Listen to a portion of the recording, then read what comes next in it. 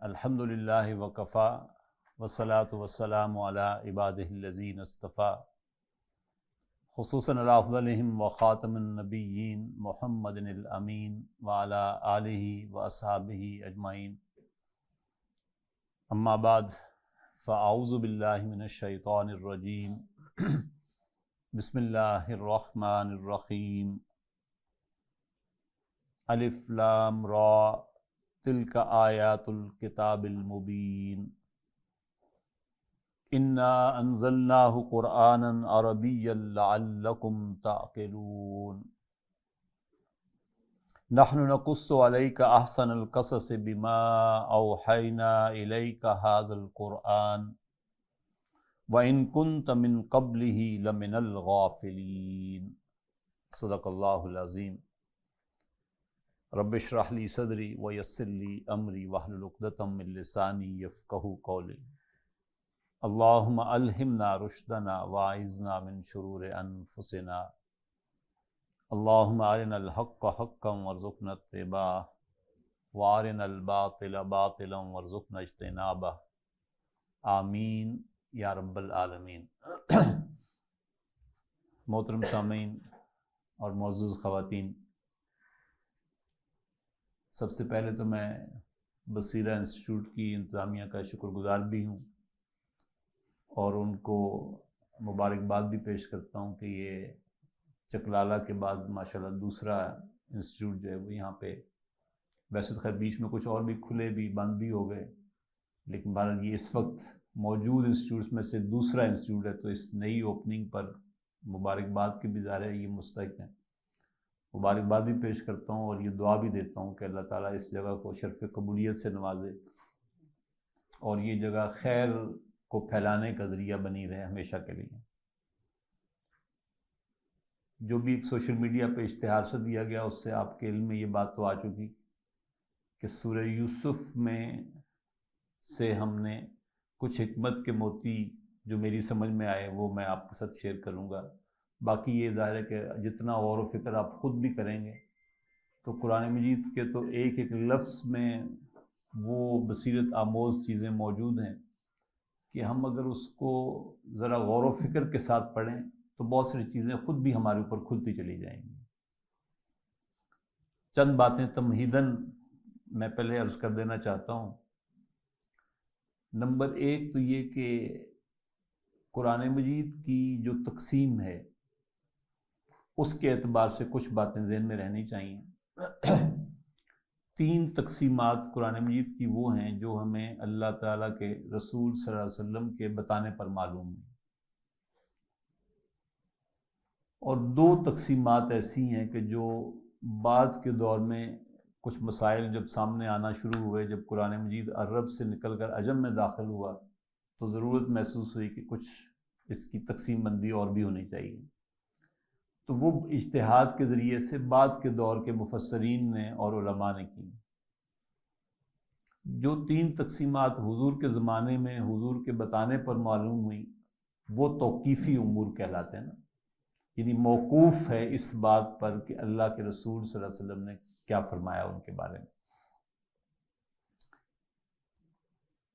مثلا یہ سورہ یوسف جو ہے یہ 111 آیات پر مشتمل ہے، 12 رکوع ہیں، 111 آیات ہیں۔ یہ رکوعوں کی تقسیم حضور کے زمانے میں موجود نہیں تھی، البتہ آیات کی تقسیم حضور صلی اللہ علیہ وسلم کے بتانے پر ہی معلوم ہوئی، تو یہ توقیفی امر ہے۔ یہ پہلا بنیادی یونٹ جو ہے قرآن مجید کا وہ آیت ہے، اور آیت ہمیں حضور نے بتایا کہ یہ جہاں پہ حضور نے فرما دیا الف لام میم یہ ایک آیت ہے تو ہم اس کو مانیں گے کہ یہ ایک آیت ہے۔ اگرچہ حروف مقطعات سے یہ صورت بھی شروع ہو رہی ہے، آپ نے پہلی آیت سنی الف لام را تلک آیات الکتاب المبین، لیکن یہاں الف لام را پوری آیت نہیں ہے، اس کے ساتھ ہی اٹیچ ہے آگے تلک آیات الکتاب المبین، تو ہم پابند ہیں اس بات کے کہ ہم مانیں کہ الف لام میم ایک آیت ہے، والعصر ایک آیت ہے، ایک لفظ پر مشتمل ہے، لیکن اللہ لا الہ الا هو الحی القیوم اتنے سارے الفاظ کے مجموعے کے بعد آیت الکرسی کے بارے میں حضور نے فرمایا کہ یہاں اب آیت مکمل ہوئی، تو ہم اسی کو تسلیم کریں گے کہ وہیں آیت مکمل ہوئی جہاں حضور نے فرمایا وَالْعَصْرِ إِنَّ الْإِنسَانَ لَفِي خُسْرٍ إِلَّا الَّذِينَ آمَنُوا وَعَمِلُوا الصَّالِحَاتِ وَتَوَاصَوْا بِالْحَقِّ وَتَوَاصَوْا بِالصَّبْرِ۔ 3 آیات کے مجموعے پر حضور نے فرما دیا کہ سورت مکمل ہو گئی۔ تو یہ گویا دوسری تقسیم ہے کہ سورتوں کی جو تقسیم ہے یہ بھی ہمیں حضور صلی اللہ علیہ وسلم کے بتانے پر ہی معلوم ہوئی۔ حضور نے سورۃ العصر کے بارے میں، سورۃ الکوثر کے بارے میں، سورۃ النصر کے بارے میں 3 آیات کے بعد فرما دیا کہ یہ صورتیں مکمل ہوگی، تو ہم مانیں گے کہ مکمل ہوگی۔ 286 آیات کے بعد حضور نے فرمایا کہ اب سورہ بقرہ مکمل ہوئی، تو ہم اس کو تسلیم کریں گے۔ 111 آیات کے بعد حضور نے فرمایا کہ سورہ یوسف اب مکمل ہوئی۔ تو یہ دوسری تقسیم، سورتوں کی تقسیم جو ہے یہ بھی ہمیں حضور صلی اللہ علیہ وسلم کے بتانے پر معلوم ہوئی۔ تیسری تقسیم جو حضور کے بتانے پر معلوم ہوئی وہ ہے منزلوں کی تقسیم یا حزب کی تقسیم۔ 3 پہلی ابتدائی صورتیں جو ہیں سورہ بقرہ، سورہ آل عمران اور سورہ نساء کے بعد حضور نے فرمایا کہ یہ پہلی منزل مکمل ہو گئی۔ پھر آگے 5 صورتوں کے بعد فرمایا کہ اب دوسری منزل مکمل ہو گئی، پھر 7 کے بعد تیسری، 9 کے بعد چوتھی، 11 کے بعد 5ویں، 13 کے بعد 6ٹھی اور 7ویں منزل جس کو حزب مفصل کہتے ہیں، یہ 65 آخری صورتیں جو ہیں ان ساری کو شامل کر کے حضور نے فرمایا کہ اب سورہ یہ مکمل ہوئی، آخری منزل تو تب مکمل ہوئی۔ 2 تقسیمات جیسے میں نے عرض کیا کہ وہ بات کی ہیں، ان میں سے ایک تقسیم رکوعوں کی ہے۔ سورہ یوسف 12 رکوعوں پر مشتمل ہے، سورہ بقرہ 40 رکوعوں پر مشتمل ہے، سورہ آل عمران 20 رکوعوں پر مشتمل ہے۔ یہ تقسیم بعد کے دور کی ہے، اور یوں محسوس ہوتا ہے کہ جب قرآن مجید عرب سے نکل کر عجم میں داخل ہوا تو کچھ مفاہیم ٹوٹ جاتے تھے، مضامین ٹوٹ جاتے تھے جب رکوع کرتے تھے کوئی عجمی امام۔ جیسے سورہ یوسفی کے حوالے سے ایک لطیفہ سا بھی ہے کہ کچھ عربی پیچھے کھڑے ہوئے تھے، اتفاق سے عجمی امام امامت کر رہے تھے، اور اس نے سورہ یوسف سے تلاوت کی پہلی آیت میں، اور حضرت یوسف علیہ السلام کو جہاں کنویں میں ڈالا جاتا وہاں کنویں میں ڈالا اور رکوع میں چلا گیا۔ اب دوسری آیت جب رکعت شروع کی تو کہیں اور سے شروع کر دی۔ اب وہ بیچارے پریشان جو عربی جاننے والے تھے کہ بھئی یار ڈالا ہے تو اب نکالو بھی تو صحیح نا اس کو یہاں سے، آپ کی آواز کچھ گڑبڑ نہیں کر رہی۔ تو یہ میری جو جن کو ذرا سمجھ تھی ان کے لیے مسائل شروع ہو گئے کہ یار مضمون کہیں جہاں جی چاہا توڑا مضمون اور رکوع میں چلے گئے، اور پھر دوسری رکعت میں جہاں سے جی چاہا وہاں سے شروع کر دیا۔ تو مفسرین نے بڑی ارکریزی سے یوں محسوس ہوتا ہے کہ کام کیا رکوعوں کی تقسیم کے حوالے سے، کہ کم سے کم کوئی ایک بات جہاں مکمل ہو رہی ہو وہاں جا کے پھر کوئی ایک بریک لگائی جائے، لیکن یہ اجتہادی امور میں سے یہ بعد میں معلوم ہو۔ پھر اسی طریقے سے جو پاروں کی تقسیم ہے یہ بھی بات کی تقسیم ہے کہ اس کو کم سے کم اب ہفتے میں پڑھنے والے لوگ اگر کم ہو گئے یا ختم ہو گئے تو مہینے میں پڑھ لیا جائے اس کو، تو ہر روز کا کوئی نصاب ایسا بنا دیا جائے کہ 30 دنوں میں ایک دفعہ تکمیل ہو جائے تلاوت کی۔ تو یہ تقسیم بھی بات کی تقسیم ہے۔ ایک تقسیم اور ہے، وہ ہے کہ قرآن مجید 2 حصوں پر منقسم ہے، ایک مکی قرآن کہلاتا ہے، ایک مدنی قرآن کہلاتا ہے۔ مکی قرآن قرآن مجید کے اس پورشن کو کہا جاتا ہے کہ جو ہجرت سے ما قبل نازل ہوا، چاہے جغرافیائی اعتبار سے رسول اللہ صلی اللہ علیہ وسلم جو ہیں وہ مدینہ کے قریبی کیوں نہ ہوں، لیکن اگر وہ حصہ ہجرت سے پہلے نازل ہوا ہے تو وہ مکی قرآن کہلائے گا، اور جو حصہ قرآن مجید کا مکے کے بعد یعنی مدنی دور میں ہجرت کے بعد نازل ہوا وہ مدنی قرآن کہلائے گا، چاہے زمانی اعتبار سے جغرافیائی اعتبار سے حضور مکے کے قریبی کیوں نہ ہو۔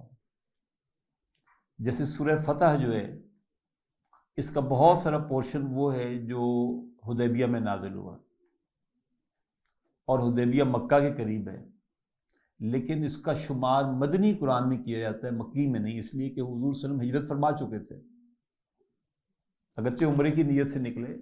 اسی طریقے سے وہ ساری آیات جو آخری حج کے موقع پر نازل ہوئیں عرفات کے اندر، عرفات ظاہر ہے بالکل مکے کے ساتھ ایڈجسٹنٹ ہے، لیکن اس کو مکی قرآن میں شمار نہیں کیا جاتا، اس کو مدنی قرآن میں شمار کیا جاتا ہے، اس لیے کہ وہ ہجرت کے بعد نازل ہو رہی ہیں. ایک تقسیم اور ہے جو بہت بعد میں اس دور میں جب لوگوں نے ذرا اس کے نظم و ضبط کے اوپر غور کرنے کی شروع کی کوشش، تو ان کو محسوس ہوا کہ اس کی ایک تقسیم اور بھی بنتی ہے، اور اس تقسیم کا یوں سمجھیں کہ ابتدائی ڈھانچہ یا ابتدائی ذکر جو ہے وہ مولانا حمید الدین فرائی رحمۃ اللہ علیہ نے کیا، اور پھر ان کے شاگرد آگے سے مولانا امین حسن اصلاحی صاحب نے، اور پھر ڈاکٹر اسرار احمد صاحب نے سمجھنے کو اس میں رنگ بھرتے چلے گئے. وہ تقسیم یہ ہے کہ اگر آپ دیکھیں کہ سورہ فاتحہ مکی صورت ہے، لیکن سورہ بقرہ، سورہ آل عمران، سورہ نساء، سورہ مائدہ، یہ چاروں صورتیں بڑی جو ہیں یہ مدنی صورتیں ہیں. پھر سورہ انعام اور سورہ اعراف 2 مکی صورتیں ہیں، اور سورہ انفال اور سورہ توبہ 2 مدنی صورتیں ہیں. تو یہ اگر اس انداز سے آپ چل کے دیکھیں تو یہ بھی نا ایک تقسیم بن رہی ہے جو مکی اور مدنی کے گروپس کے حوالے سے بن رہی ہے. اتفاق کی بات یہ کہ یہ بھی 7 ہی گروپ بنتے ہیں، اور ہمارا موضوع کیونکہ سورہ یوسف ہے، اس سے پہلے 2 گروپس آ چکے ہیں، یعنی سورہ فاتحہ مکی صورت اور 4 صورتیں مدنی، تو یہ پہلا گروپ ہو گیا. سورہ اعراف اور سورہ انعام اور سورہ اعراف 2 مکی، اور سورہ انفال اور سورہ توبہ 2 مدنی، 2 گروپ ختم. اچھا، یہاں 2 منزلیں بھی مکمل ہو گئیں. دیکھیں نا، سورہ فاتحہ کو دباچہ سمجھا گیا، سورہ بقرہ، سورہ آل عمران اور سورہ نساء پہلی منزل، سورہ مائدہ، سورہ انعام، سورہ اعراف، سورہ انفال، سورہ توبہ، یہ 5 صورتیں دوسری منزل. اور مکی مدنی کے اعتبار سے بھی یہاں دوسرا گروپ مکمل ہو گئے. سورہ یونس سے پھر تیسرا گروپ شروع، تیسری منزل بھی شروع ہو رہی ہے، اور مکی مدنی کے اعتبار سے بھی یہ تیسرا گروپ شروع ہو رہا ہے. اس تیسرے گروپ میں سورہ یونس سے لے کر سورہ نور تک یہ پورا تیسرا مکی مدنی کا گروپ ہے. اس میں سورہ نور سے پہلے سورہ مومنون تک ساری صورتیں مکی ہیں، ایک سورہ نور جو ہے وہ مدنی صورت ہے. اور پھر اس میں اگر آپ غور کریں گے تو اس تیسرے مکی مدنی کے گروپ میں کچھ ذیلی گروپ بن رہے ہیں. یہ ایک ہوتا ہے جیسے ایک بڑا سیٹ ہوتا ہے تو کچھ اس کے سب سیٹس ہوتے ہیں. یہ جو سب سیٹس ہیں ان میں سورہ یونس اور سورہ ہود یہ آپس میں ایک زوج، ایک جوڑے کی طرح ہیں، جبکہ سورہ یوسف بالکل منفرد صورت ہے، اس کا کسی کے ساتھ جوڑا نہیں بن رہا. اور اسی طریقے سے اس گروپ میں آپ کو نا تقریباً 3 مقامات پر ایسا نظر آئے گا کہ 2 صورتیں جوڑے کی شکل میں آ رہی ہوں گی اور ایک صورت بالکل یونیک صورت آپ کو نظر آ رہی ہوگی. اس گروپ کی البتہ کچھ صورتیں ایسی ہیں جن میں سورہ یونس، سورہ ہود، سورہ یوسف، یہ 3 صورتیں الف لام را کے حروف مقطعات سے شروع ہو رہی ہیں، جبکہ اس کے بعد چوتھی صورت سورہ رعد سے یہ الف لام میم را کے حروف مقطعات سے شروع ہو رہی ہے، اور پھر سورہ ابراہیم اور سورہ ہجر یہ الف لام را کے حروف سے شروع ہو رہی ہیں. تو گویا 6 صورتیں اس گروپ میں ایسی ہیں کہ جو الف لام را یا الف لام میم را کے حروف مقطعات سے شروع ہو رہی ہیں. اس پہلے سب سیٹ میں سورہ یونس اور سورہ ہود کے بعد یہ یونیک صورت جو پہلی آ رہی ہے، اس کا ہم اس وقت مطالعہ کرنے جا رہے ہیں. اس کا ایک اوور ویو کہہ لیں، اس میں سے جو حکمت کے موتی ہیں اس کو ہم دیکھنے کی کوشش کریں گے. یہ جو الف لام را کے، ویسے خیر آپ ساری اگر حروف مقطعات والی صورتوں پر غور کریں گے نا تو آپ کو ایک چیز اور بھی بڑی خوبصورت نظر آئے گی، وہ یہ کہ ان حروف مقطعات کے فوراً بعد قرآن مجید کی عظمت کے حوالے سے بات شروع ہو رہی ہوگی. مثلا الف لام را، ہم اسی گروپ کو دیکھ رہے ہیں. الف لام را کے ساتھ آغاز ہو رہا ہے سورہ یونس کا. یہ پہلی صورت ہے اب اس تیسرے گروپ کی.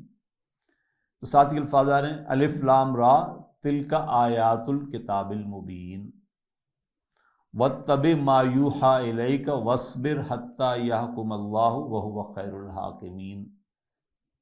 تو الف لام را کے ساتھ بالکل اٹیچ پہلی جو بات آئی وہ ہے تلک آیات الکتاب الحکیم. یہاں حکمت بھری کتاب کی آیات کے ذکر کے ساتھ بات شروع ہو رہی ہے، اور ساتھ کمانڈ دی جا رہی ہے، ایک حکم، ایک امر دیا جا رہا ہے کہ وَاتَّبِعْ مَا يُوحَىٰ إِلَيْكَ، آپ اتباع کریں اس کی جو آپ کی طرف وحی کیا گیا آپ کے رب کی طرف سے. اور وَاصْبِرْ، اور اس پر پوری استقامت دکھائیے کہ کسی اور تھاٹ سے متاثر ہونے کی ضرورت نہیں ہے. یہ جو اللہ تعالیٰ کی طرف سے وحی آپ کو مل گئی ہے تو اسی وحی کے اوپر آپ نے استقامت دکھانی ہے یہاں تک کہ اللہ تعالیٰ کا حکم آ جائے. حتیٰ یحکم اللہ وہو خیر الحاکمین، جبکہ وہ سب سے بہترین حکم دینے والا ہے. دوسری صورت الف لام را کے ساتھ جو شروع ہے وہ سورہ ہود ہے، اور سورہ ہود میں فرمایا رہا ہے الف لام را کتاب احکمت آیاتہ ثم فصلت من لدن حکیم خبیر. پھر نوٹ کریں کہ یہ کتاب کا تذکرہ ہے، کتاب احکمت آیاتہ، یعنی یہ ایک کتاب ہے جس کی آیات کو بڑا مستحکم اور بڑا محکم، بڑا پختہ بنایا گیا ہے. پہلے ان کو پختگی دی گئی، ثم فصلت من لدن حکیم خبیر، اور پھر اس کی تفصیل بیان کی گئی اس ہستی نے کی کہ جو حکیم بھی ہے خبیر بھی ہے. تیسری صورت ہمارے آج کے موضوع کی صورت ہے سورہ یوسف. اس کا آغاز ہو رہا ہے الف لام را تلک آیات الکتاب المبین. الف لام را یہ آیات ہیں کتاب مبین کی. انا انزلناہ قرآنا عربیا لعلکم تعقلون، ہم نے اس قرآن کو نازل کیا عربی زبان میں تاکہ تم عقل سے کام لے سکو، تم سمجھ سکو اس کو. چوتھی صورت سورہ رعد ہے جو الف لام میم را کے حروف مقطعات سے شروع ہو رہی ہے. اس کے بعد بھی فرمایا ہے تلک آیات الکتاب، یہ کتاب کی آیات ہیں. الذی انزل الیک من ربک الحق، کو نازل کی گئی ہیں آپ کی طرف، آپ کے رب کی طرف سے بالکل حق کے ساتھ. ولیکن اکثر الناس لا یؤمنون، البتہ اکثریت لوگوں کی اس پر ایمان نہیں رکھتی. پھر سورہ ابراہیم میں فرمایا الف لام را کتاب انزلناہ الیک لتخرج الناس من الظلمات الی النور، کہ یہ کتاب ہے انزلناہ، ہم نے اس کو نازل کیا ہے. کیوں کیا؟ لتخرج الناس، تاکہ یہ نکالے لوگوں کو من الظلمات الی النور، کفر کے اندھیروں سے ایمان کی روشنی کی طرف. باذن ربہم، ان کے رب کے اذن سے، الی صراط العزیز الحمید، اس راستے کی طرف جو اس حمید کی طرف، عزیز کی طرف، حمید کی طرف جاتا ہے. پھر آخری صورت اس سلسلے کی ہے سورہ ہجر. وہاں فرمایا الف لام را تلک آیات الکتاب و قرآن مبین، یہ آیات ہیں کتاب کی، اور یہ کتاب کیا ہے؟ یہ قرآن مبین ہے.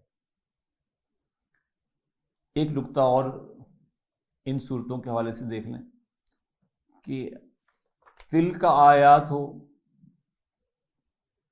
یہاں تو خیر ساری کیونکہ آیات کے اوپر بات ہو رہی ہے تو آیت مؤنث ہے تو تلکا کے ساتھ بات ہو رہی ہے. اور اگر آپ تراجم دیکھیں گے تو تراجم سب کے سب تقریباً یہ کہہ رہا ہوں کہ یہ آیات ہیں، میں نے بھی یہ ترجمہ کیا ہے، تلکا آیات الکتاب، یہ آیات ہیں کتاب کی. جبکہ تھوڑی بہت بھی گرامر اگر کوئی جانتا ہو تو اسے یہ معلوم ہے کہ یہ کے لیے جو اسم اشارہ استعمال ہوتا ہے وہ مذکر کے لیے ذالک حاذا ہے اور مؤنث کے لیے حاذی ہے، اور مؤنث دور کے لیے مذکر کے لیے ذالک اور مؤنث کے لیے تلکا یوز ہوتا ہے۔ الف لام میم ذالک الکتاب لا ریب فیہ، وہاں پہ بھی ہم یہ ترجمہ کرتے ہیں الف لام میم یہ کتاب ہے جس میں کوئی شک و شبہ نہیں ہے، کہا ذالک ہے لیکن ترجمہ ہم کر رہے ہیں یہ کے ساتھ۔ تو ایک یعنی حکمت کا ایک نقطہ، ایک بلاغت کا نقطہ سمجھ لیں یہاں پر۔ کبھی کبھار آپ نے دیکھا ہوگا، اگر یہ میری کلاس بھی تھوڑی دیر میں مجھے بھی اندازہ ہو جائے گا کہ ہمایوں صاحب پیچھے جاگ رہے ہیں یا سوئے ہوئے ہیں، یا اور کوئی ہمارے دوستوں میں سے کون سو رہا ہے کون جاگ رہا ہے۔ ہوتا ہے نا کبھی کلاس میں کہ ایک لیکچر لمبا ہو جائے اور ہو بھی ایسے کو خشک سا مضمون چل رہا ہو، تو کچھ لوگ ہوتے ہیں کچھ لوگ نہیں ہوتے، فزیکلی وہ جسم وہیں پہ ہوتا ہے لیکن وہ خود وہاں ہوتے نہیں ہیں۔ عربوں نے اس کو پکارنا ہو تو کیسے پکارتے ہیں؟ وہ اگرچہ جسمانی اعتبار سے ہے لیکن روحانی طور پر نہیں ہے، تو اس کو ذالک ہمایوں کہوں گا، تو لوگ سمجھ لیں گے کہ ہمایوں صاحب یہاں موجود نہیں ہے اس وقت۔ اور ایک شخص ہے جو یہاں ہے نہیں، وہ کہیں سات سمندر پار بیٹھا ہوا ہے، لیکن وہ آپ کے یہاں رہتا ہے۔ اب جغرافیائی اعتبار سے، زمینی اعتبار سے وہ کہاں ہیں؟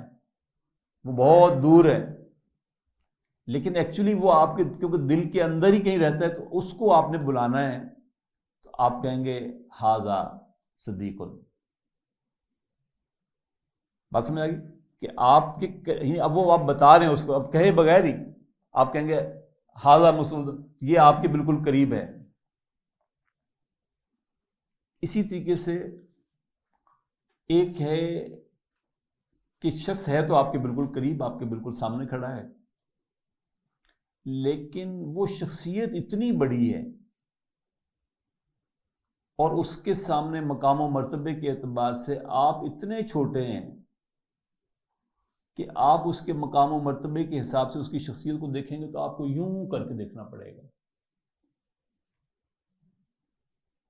تو اس کو اس کی عظمت کے اعتبار سے جب آپ پکاریں گے تو یہ فاصلہ نہیں ناپا جائے گا، وہ عظمت کا فاصلہ ناپا جائے گا، تو وہ آپ سے بہت بلند و برتر ہے، تو آپ اس کو ذالک کا کہہ کے پکاریں گے۔ مؤنث ہے تو تلکا کہہ کے پکاریں گے، آپ اس کو ھذا یا ھذہ کے ساتھ نہیں پکاریں گے۔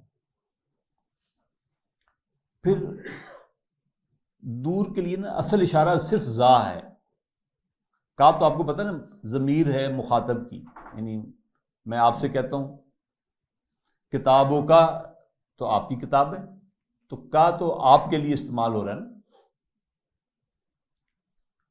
کبھی آپ نے دیکھا ہو رمضان کا چاند، اگرچہ اب دیکھنے کا اس طرح کا رواج نہیں رہا، چاند پہلی کا چاند دیکھنا ہو آپ نے، اور آپ کے ساتھ جیسے یہ برخوردار چھوٹا بیٹھا ہوا ہے، اس کو اللہ نے ابھی اس کی نظر کو اللہ سلامت رکھے، بہت تیز اس کی نظر ہے، یہ مجھے باہر لے جا کر دکھانا چاہتا ہے، مجھے تو اب گلاسز کے ساتھ بھی، گلاسز کے بغیر میں یہ قریب کا مصحف بھی نہیں پڑھ سکتا اب، تو کہاں مجھے چاند نظر آئے گا؟ اب یہ مجھے چاند دکھانا چاہ رہا ہے کہ بابا وہ دیکھو چاند نظر آ رہا ہے، یہ مجھے کیسے دکھائے گا؟ یہ میری انگلی پکڑے گا اور چاند کی طرف یوں اشارہ کر کے کہے گا وہ دیکھو۔ یہ جو یوسف میں نے انگلی پکڑ کر جو اس سے اشارہ کروایا نا، اس کے لیے یہ لام استعمال ہوا جو تلکا میں بھی آیا اور ذالکا میں بھی آیا۔ ذا دور کے لیے ہو گیا اور کا آپ کے لیے ہو گیا۔ ذالک الکتاب، یعنی یہ اصل کتاب کہاں ہے؟ اصل کتاب تو لوح محفوظ پر ہے، لوح محفوظ قریب ہے دور ہے؟ دور ہے۔ اشارہ کر کے گویا آپ کی انگلی پکڑ کر آپ کو دکھایا جا رہا ہے کہ وہ جو اصل کتاب ہے نا، جس کی عظمت کی بات ہو رہی ہے، وہ ہے، وہاں ہے۔ تو اس اعتبار سے کہ وہ دور بھی ہے، اور اس اعتبار سے بھی کہ وہ اس کی عظمت کے کیا کہنے ہیں۔ تو ان تمام آیات پر اگر آپ غور کریں تو آپ کو نظر آئے گا کہ الف لام را کے بعد آیات قرآن کا ذکر ہے، اور وہ حاضی ہی کے ساتھ نہیں بلکہ تلکا کے ساتھ ہے۔ اسی سے آپ کو اندازہ ہونا چاہیے کہ یہ آیات معمولی چیزیں نہیں ہیں، یہ بہت بڑی باتیں ہیں، یہ بہت عظمت والی چیزیں ہیں، اور کیونکہ اصل وہاں پہ ہے اس اعتبار سے بھی یہ دور کی چیزیں ہیں۔ تو پہلی جو یعنی تمہید یہاں پہ ہم مکمل کر رہے ہیں کہ ان صورتوں کا اوورآل ایک پس منظر اور ایک تعارف جو ہے کہ یہ الف لام را، اچھا الف لام را حروف مقطعات میں لگا ہوں کافی دیر سے یہ کہنے کے لیے، ان کے اوپر اگرچہ بڑی لوگوں نے ایفرٹس بھی کی ان کو سمجھنے کے، ڈی کوڈ کرنے کی، کیونکہ نبی اکرم صلی اللہ علیہ وسلم نے ان کو خود کھولا نہیں ہے، لہٰذا اگر وہ رائے کسی کی اس کے اپنے لیے سیٹسفیکشن کا باعث ہو سکتی ہے کہ میں نے یہ سوچا کہ اچھا الف سے مراد یہ ہوگا، لام سے مراد یہ ہوگا، را سے مراد یہ ہوگا، لیکن وہ کسی دوسرے کے لیے حجت نہیں بن رہی۔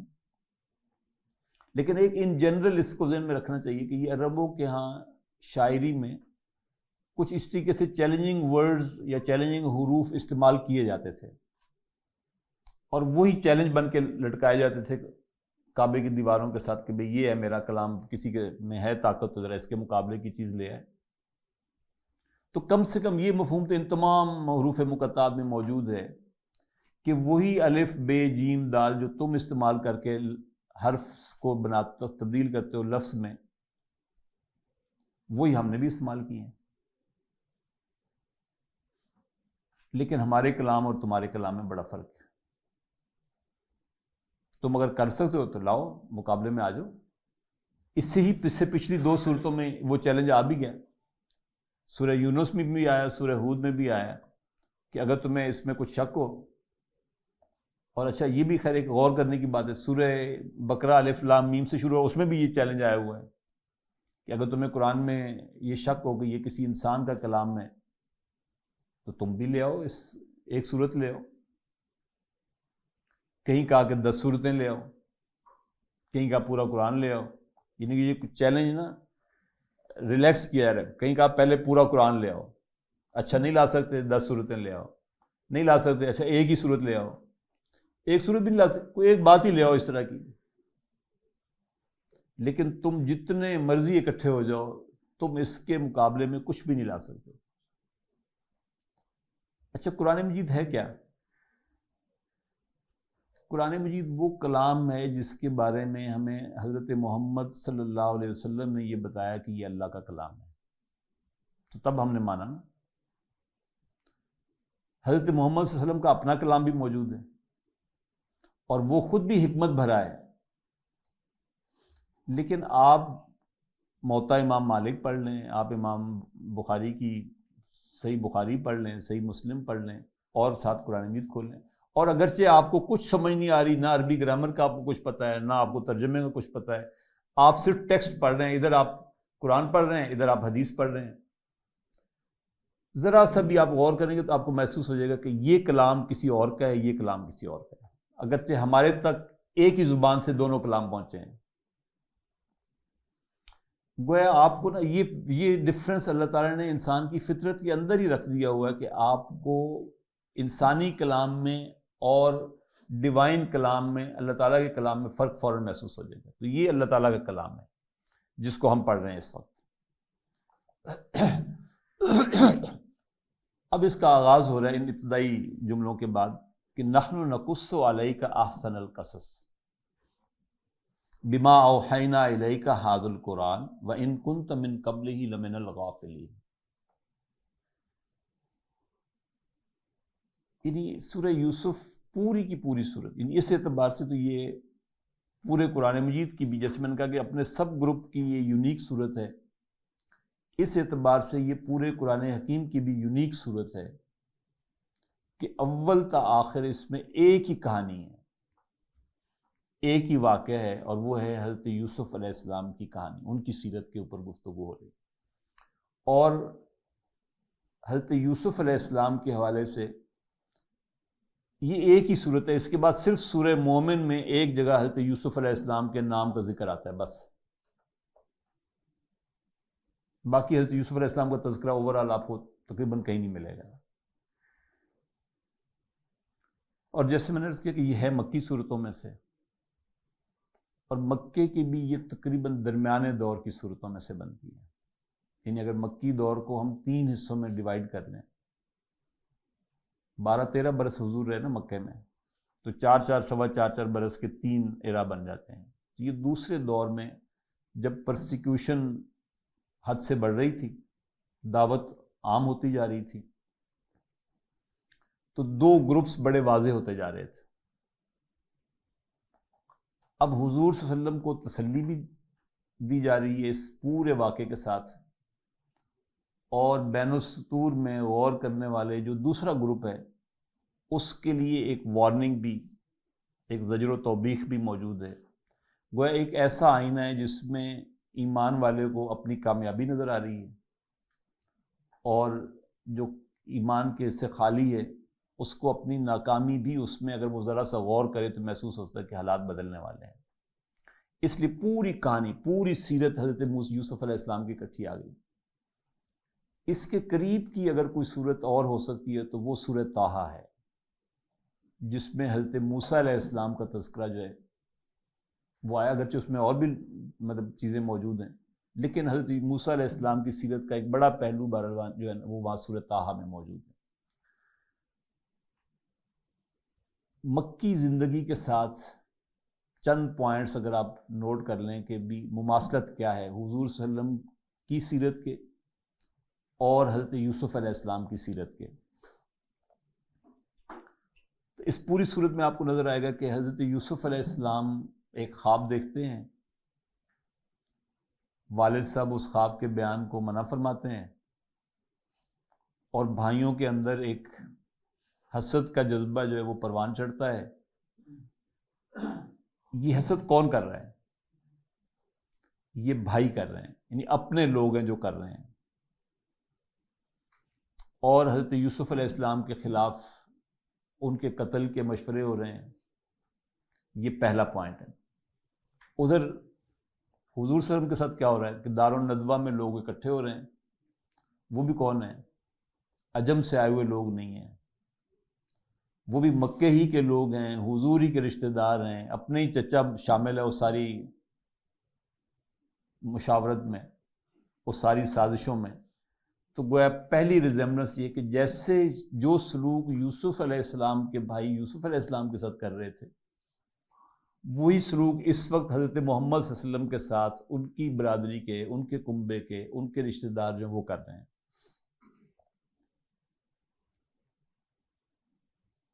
ادھر حضرت یوسف علیہ السلام کی حفاظت کا بندوبست کون کر رہا ہے؟ اللہ تعالیٰ. ادھر حضور صلی اللہ علیہ وسلم کی حفاظت کا بندوبست بھی خدائی بندوبست ہو رہا ہے، جس بندوبست کے لیے حضور خود نکلے تھے ابو طالب کے انتقال کے بعد اور اماں خدیجہ کے انتقال کے بعد. وہ تو طائف کا سفر تھا، جس سفر کو خود حضور صلی اللہ علیہ وسلم نے اپنی حیات طیبہ کا سب سے سخت ترین دن قرار دیا. گویا پرسنل اپنے ڈیفنس کے لیے جو اسکیم اختیار کی گئی وہ بھی اللہ تعالیٰ کی مشیت میں اس طرح نہیں تھی، تو وہاں تو مایوسی ہوئی حضور کو. خدائی بندوبست کدھر کا ہو رہا ہے؟ حضرت یوسف علیہ السلام کے لیے کدھر کا ہو رہا ہے؟ وہ وہاں سے اپنے علاقے سے نکل کر مصر کی طرف جا رہے ہیں. حضور صلی اللہ علیہ وسلم مکہ سے نکل کر اپنے بندوبست کے ساتھ تو طائف جا رہے ہیں، لیکن طائف سے واپس آنا پڑ رہا ہے، اور ایک مشرک کی پناہ میں واپس آنا پڑ رہا ہے مکے کے اندر. لیکن کچھ لوگ اسلام قبول کر لیتے ہیں مدینے سے آئے ہوئے، اور پھر انہی کی تعداد بڑھتی ہے، تو تیسرے سال آ کر وہ حضور کو آفر دے دیتے 75 لوگ کہ جناب آپ آ جائیں ہمارے ساتھ. تو گویا خالص خدائی بندوبست ادھر حضرت یوسف علیہ السلام کے لیے، تو ادھر حضور صلی اللہ علیہ وسلم کے لیے بھی.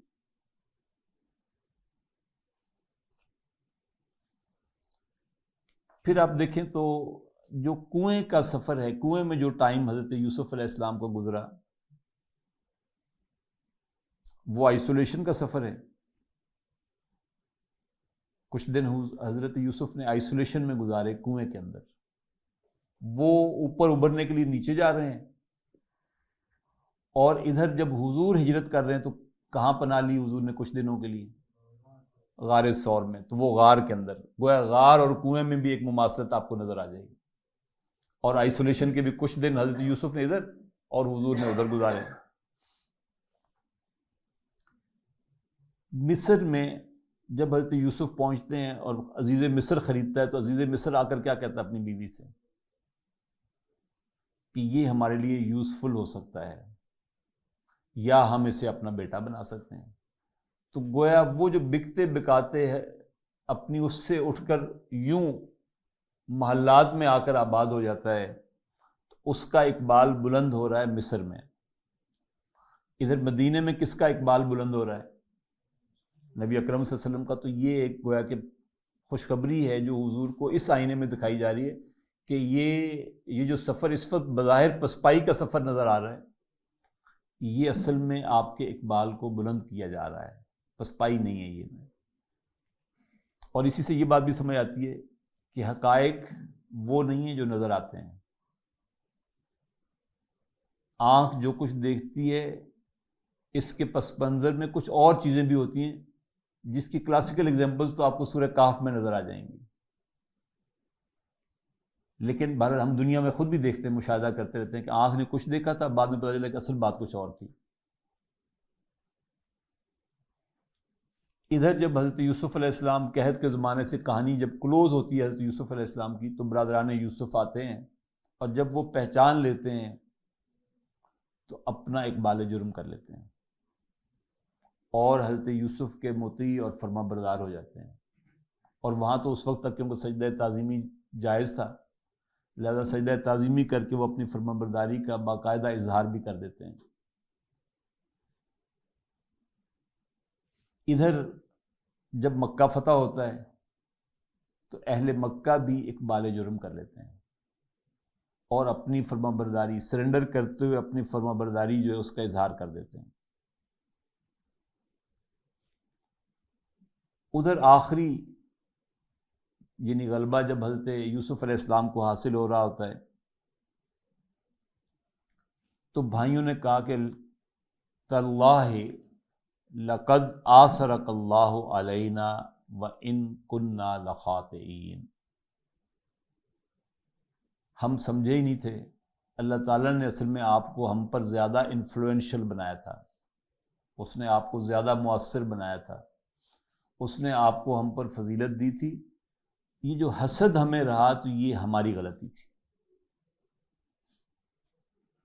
ادھر یہی جملے اسی کے ساتھ ملتے جلتے جملے مشرکین مکہ نے حضور کے سامنے کہہ دیے.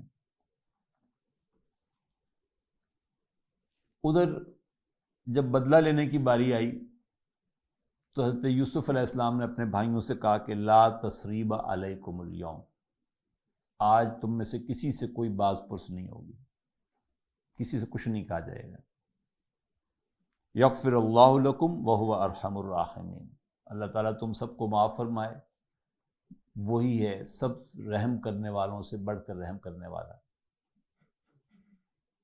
ادھر جب نبی کریم صلی اللہ علیہ وسلم نے اہل مکہ سے پوچھا کہ اچھا بتاؤ آج تم مجھ سے کس سلوک کی توقع کرتے ہو، اور اس سے ذرا پہلے ہی یعنی ایک رات حضور نے اپنے ایک غلام کو بھیجا کہ جاؤ ذرا دیکھ کر آؤ کہ اس رات میں میرے صحابہ اپنے اپنے خیموں میں کیا کر رہے ہیں. تو واپسی پر اس صحابی نے رپورٹ دی کہ کچھ لوگ آرام کر رہے ہیں، کچھ لوگ نوافل پڑھ رہے ہیں، اور کچھ لوگ وہ ہیں کوئی ایک ان میں سے ایسا ہے کہ جو اپنی تلوار کو تیز کر رہا ہے اور ساتھ ساتھ یہ کہہ رہا ہے کہ الیوم یوم الملحمہ، آج کا دن تکے بوٹیاں کرنے کا دن ہے، آج کا دن بدلے لینے کا دن ہے. کیا عظیم لوگ تھے یہ نا. یعنی یہ کہنے والا شخص جو ہے یہ بعد کے ادوار میں جب حضرت عمر رضی اللہ تعالیٰ عنہ کی خلافت کا دور آیا تو مسجد نبوی میں بیٹھے ہوئے ایک دن حضرت عمر نے ویسے ہی کہا کہ چلو اپنے ہجرت سے قبل کے زمانے کی ابتدائی دور کی کہانیوں میں سے کوئی ہر شخص اپنی اپنی کہانی سنائے کہ کس کو اپنے اسلام کی کیا قیمت دینی پڑی، کیسے اس کو کلمے کی کیا قیمت دینی پڑی.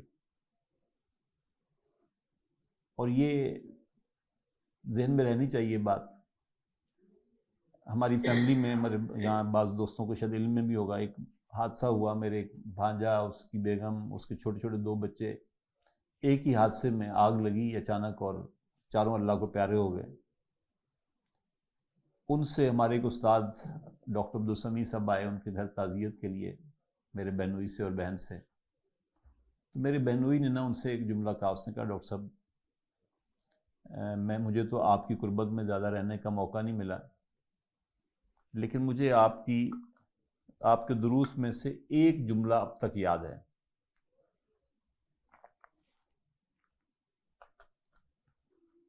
تو ڈاکٹر صاحب نے کہا اچھا وہ جملہ کیا تھا؟ تو اس نے کہا آپ نے پنجابی میں کہا تھا جنت ایڈی سستی نہیں ہے کہ بس تم نے صرف لا الہ الا اللہ کہہ دیا تو بس تم جنت میں داخل ہو جاؤ گے، اس کی بڑی بھاری قیمت دینی پڑتی. تو ظاہر ہے جنت سستی نہیں تھی. اس کا احساس مکے کے بھی خاص طور پر ابتدائی مسلمانوں سے زیادہ کس کو ہو سکتا ہے؟ یہ حضرت خباب بن ارت تھے. جب حضرت عمر نے کہا کہ خباب تم کچھ سناؤ اپنے بارے میں، تو حضرت خباب بن ارت نے اپنی قمیض اٹھائی پیچھے سے اور بس صرف کمر دکھا دی. کمر دکھائی تو کمر یوں کر کے پھٹی ہوئی تھی، یوں کر کے پھٹی ہوئی تھی، جگہ جگہ پہ چھوٹے چھوٹے گڑھے سے بنے ہوئے تھے. رو پڑے حضرت عمر اور کہا کہ خباب تم نے کبھی آج تک اس کا ذکر ہی نہیں کیا ہم سے، یہ کیا ہوا تمہارے ساتھ؟ تو حضرت خباب بن ارت رضی اللہ تعالیٰ نے فرمایا کہ میرا مالک جو ہے میں غلام تھا، جب میں کلمہ پڑھتا تھا تو وہ مجھے غصے سے تپتی ریت کے اوپر چھوٹی چھوٹی کنکریاں کھنگر ٹائپ جیسے جن کے کونے نکلے ہوتے ہیں، وہ خوب تپا کر اس ریت کے اوپر ایسے کر کے بچھاتا تھا اور اس کے اوپر مجھے چت یوں لٹاتا تھا اور پھر میرے سینے کے اوپر بھاری سا پتھر رکھ دیتا تھا تاکہ میں ہل نہ سکوں. اور میرے جسم کی چربی جب پگھلتی تھی اس میں سے گریس کی طرح کی بو آتی تھی اور اس پگھلی ہوئی چربی کے ساتھ یہ انگارے بجھتے تھے. پتھروں کا ایندھن جہنم کے بارے میں اللہ تعالیٰ نے فرمایا کہ وہاں جو ایندھن ہوگا وہ انگارے پتھر کے ہوں گے. پتھر کا جو کوئلہ ہے یہ بڑی یعنی لکڑی کا کوئلہ جلدی بجھ جاتا ہے اور وہ جلدی ٹھنڈا بھی پڑ جاتا ہے. پتھر کا کوئلہ جو یہ سب سے یعنی آگ کے اعتبار سے اور اپنی ہیٹ کے اعتبار سے سب سے دیر پا ہوتا ہے. کہتا ہے وہ میری پگھلی ہوئی چربی سے بجھتی تھی وہ آگ. اور پھر ظاہر غلام تو اگر دیکھنا ہو تو آج بھی آپ سندھ میں جا کے دیکھ لیں، سندھ کا ہاری جو ہے وہ صرف ایک دھوتی میں ہوتا ہے بس. یہ 2 کپڑوں کا رواج جو ہے یہ صرف ہمارے ہاں ہے اچھے کھاتے پیتے لوگوں کا، وہاں ان کا وڈیرا پہنتا ہے صرف 2 کپڑے. تو غلام بیچارہ بھی ایک دھوتی میں ہوتا تھا بس. تو بچے کہتے پیچھے سے پکڑ کر یہ جو کھڈے سے بن گئے تھے چربی پگھلنے کی وجہ سے، اس کو پکڑ کے کھیلا کرتے تھے اس کے ساتھ. تو میں ایک دفعہ تنگ آ کر بہت پریشانی کے عالم میں، ظاہر بنتی پریشانی کے عالم میں حرم میں آیا. رسول اللہ صلی اللہ علیہ وسلم کعبے کی دیوار کے سائے میں لیٹے ہوئے تھے اور میں نے آ کر شکایت کی. میں نے کہا یا رسول اللہ، اللہ کی مدد کب آئے گی؟ تو حضور کی آنکھیں سرخ ہو گئیں غصے سے، اور ایک رگ جب حضور ذرا جذباتی ہوتی تھی تو یہاں ایک رگ پھڑکتی تھی حضور کی، وہ رگ بھی نمایاں ہو گئی. اور نبی اکرم صلی اللہ علیہ وسلم اٹھ کر بیٹھ گئے اور کہنے لگے کہ تمہیں بہت جلدی ہے، تم ابھی سے پریشان ہو گئے؟ ابھی تو تم لوگوں پر وہ وقت ہی نہیں آیا جو تم سے پہلی امتوں پر آیا تھا کہ ان میں سے کسی کو یوں چیر کر 2 کر دیا جاتے تھے اور کسی کو یوں سلاخیں اس کے آر پار یوں کر دی جاتی تھیں اس کے جسم سے، وہ اف تک نہیں کرتے تھے. اور تمہارے سے بس اتنا سا ہوا تو تم پریشان ہو کر آ گئے. اس کے بعد سے پھر حضرت خباب بن ارت کہتے ہیں کہ میں نے اپنا نہ یہ دکھ کسی کے ساتھ کبھی شیئر کیا، نہ اپنی یہ کمر کسی کو دکھائی. آج آپ نے ذکر کیا تو میں نے ویسے دکھا دیا آپ کو یہ کمر. یہ خباب بن ارت کہہ رہے تھے الیوم یوم الملحمہ، آج کا دن تکے بوٹیاں کرنے کا دن ہے. ظاہر جس نے آپ کے ساتھ یہ سلوک کیا اب آپ کی باری ہے نا. تو اگلے روز حضور نے سب کو اکٹھا کیا اور فرمایا کہ آج کا دن یوم الملحمہ نہیں ہے بلکہ الیوم یوم المرحمہ. آج کا دن رحم کرنے کا دن ہے. آج کا دن تو باہم محبتیں بانٹنے کا دن ہے. جب حضور نے پوچھا کہ تم مجھ سے کس سلوک کی توقع کرتے ہو تو سب نے کہا کہ آپ کریم بھائی ہیں, کریم بھائی کے بیٹے ہیں, ہم آپ سے رحم ہی کی توقع کرتے ہیں. تو حضور نے بھی فرمایا کہ جاؤ میں بھی آج تمہیں وہی جواب دیتا ہوں جو جواب کل میرے بھائی یوسف نے اپنے بھائیوں کو دیا تھا کہ لا تثریب علیکم اليوم, آج تم سے میں سے کسی سے باز پرس نہیں ہوگی. یغفر اللہ لکم, اللہ تعالیٰ تم سب کو معاف فرمائے. وہو ارحم الراحمین, اور وہ سب رحم کرنے والوں سے بڑھ کر رحم کرنے والا ہے. وہ اس پوری یعنی یہ ایک اوور ویو سا ہمارے سامنے آ گیا کہ اس پوری یہ جو مماثلت آپ کو نظر آئی, اس مماثلت میں ایک نوید ہے نبی اکرم صلی اللہ علیہ وسلم کے لیے کہ جیسے حضرت یوسف پر تو یہ حالات گزر چکے نا, آپ پر ایک دور جو حضرت یوسف کی بظاہر پسپائی کا دور تھا وہ مکے میں آپ کے اوپر نظر آ رہا ہے. لیکن جو دور حضرت یوسف علیہ السلام پر آیا مصر میں جانے کے بعد, وہ دور عنقریب آپ پر آ جائے گا مدینہ میں جانے کے بعد. تو نوید ہے, خوشخبری ہے, بشارت ہے نبی اکرم صلی اللہ علیہ وسلم کے لیے. تو اسی وقت یہ وارننگ ہے مشرکین مکہ کے لیے بھی کہ یہ حالات تمہارے اوپر بالکل ویسے جیسے ان کے بھائیوں کے اوپر آئے تھے ایسے تمہارے اوپر بھی وقت آنے والا ہے. دوسری اگر بات آپ نوٹ کریں تو اگرچہ ہمارے مفسرین نے بھی بعض اوقات اور خاص طور پہ ہمارے جو ممبر کے یعنی سنبھالنے والے لوگ ہیں ان میں سے کم علم مولویوں نے اس کو لیلا مجنوں کی کہانی کی طرح بنا کر پیش کر دیا, جبکہ آپ ذرا غور کریں تو بعض تفسیروں میں آپ کو یعنی اس خاتون کا نام آسیہ لکھا ہوا بھی نظر آ جائے گا, جبکہ قرآن مجید نے نام کا ذکر نہیں کیا نا. قرآن مجید تو کتاب ہدایت ہے نا اصل میں, وہ کون تھی کس نام تو اس سے کوئی غرض ہی نہیں ہے. پورے ذخیرہ حدیث میں بھی آپ کو کہیں نام نظر نہیں آئے گا کہ وہ عورت عزیز مصر کی جو بیوی تھی وہ تھی کون, کیا نام تھا اس کا. اور پھر عشق معشوقی کی اس کہانی میں نہ کوئی کلوز اینڈ بھی لگا دیتے ہیں آخر میں نا, جبکہ اس میں یعنی ایک ادبی اعتبار سے قرآن مجید نے احسن القصص کہا نا اس کو, یعنی یہ بہترین کہانی ہے.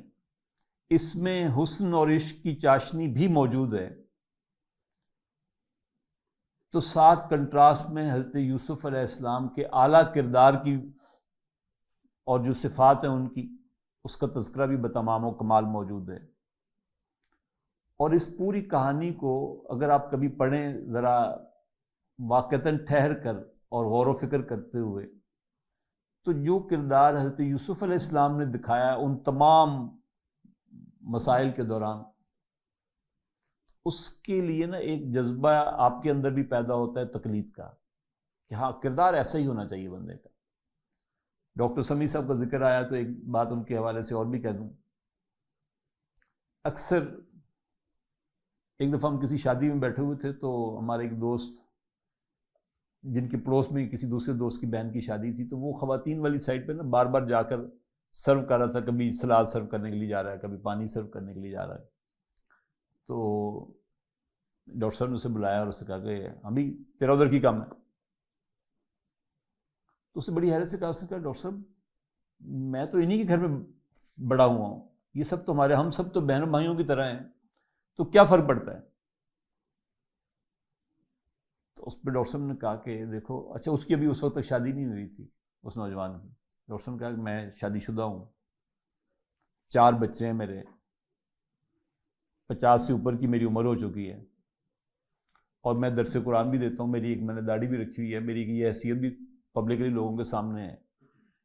تو پنجابی میں انہوں نے کہا کہ میں دساں مینوں ہن بھی فرق پیدا ہی ہوں تو سوچ کے دس کہ واقعی کوئی فرق نہیں پیدا. ذرا اس نے سوچا تو اس نے پھر کہا کہ ڈاکٹر صاحب یو آر رائٹ, آپ سے کیا فرق پڑتا ہے. اس پہ ڈاکٹر صاحب نے کہا کہ یہ جو ہم اپنے خاندانی پس منظر کو اور اپنے کریکٹر کو سامنے لے کر آتے ہیں نا مثال کے طور پر، کہ مطلب تم یعنی آج میں آپ کے سامنے اس حلیے میں آیا ہوں، اور باہر اگر کوئی تو آپ تو کہیں گے نا یار یہ اس حلیے کا آدمی، مطلب ہم سوچ بھی نہیں سکتے یہ بھی یہ حرکت کر سکتا ہے. یا آپ مجھ سے کچھ کہیں گے تو میں کہوں گا یار مطلب تمہارا کیا خیال ہے اس حلیے سے، میں یہ حرکتیں کروں گا. تمہیں پتا ہے میں کس خاندان سے تعلق رکھتا ہوں؟ تو انہوں نے کہا کہ خاندانی پس منظر کی اگر کوئی حیثیت ہو سکتی ہے تو نوع انسانی میں حضرت یوسف علیہ السلام سے بڑا خاندانی پس منظر کسی کا نہیں. خود نبی، باپ نبی، دادا نبی، پردادا نبی، دادا کا جو چچا دادا بنتا ہے دوسرا بھائی حضرت اسماعیل علیہ السلام وہ نبی. وہ اس ساری سچویشن میں اللہ سے مدد بھی مانگ رہے ہیں اور وہ یہ کہہ رہے ہیں کہ وما ابری النفس لامارۃ بالسوء الا من رحم ربک، کہ میں بھی اپنے نفس کو بری و ذمہ نہیں سمجھتا گناہ سے اگر میرے رب کا رحم میرے ساتھ شامل حال نہ ہو. گویا گناہ سے بچنا اور نیکی کی توفیق کا میسر آ جانا یہ اللہ تعالیٰ کی طرف سے ہے، لہذا اللہ تعالیٰ سے مانگنا چاہیے، نہ کہ اپنے کسی پس منظر کو بندہ پیش کرتا پھرے.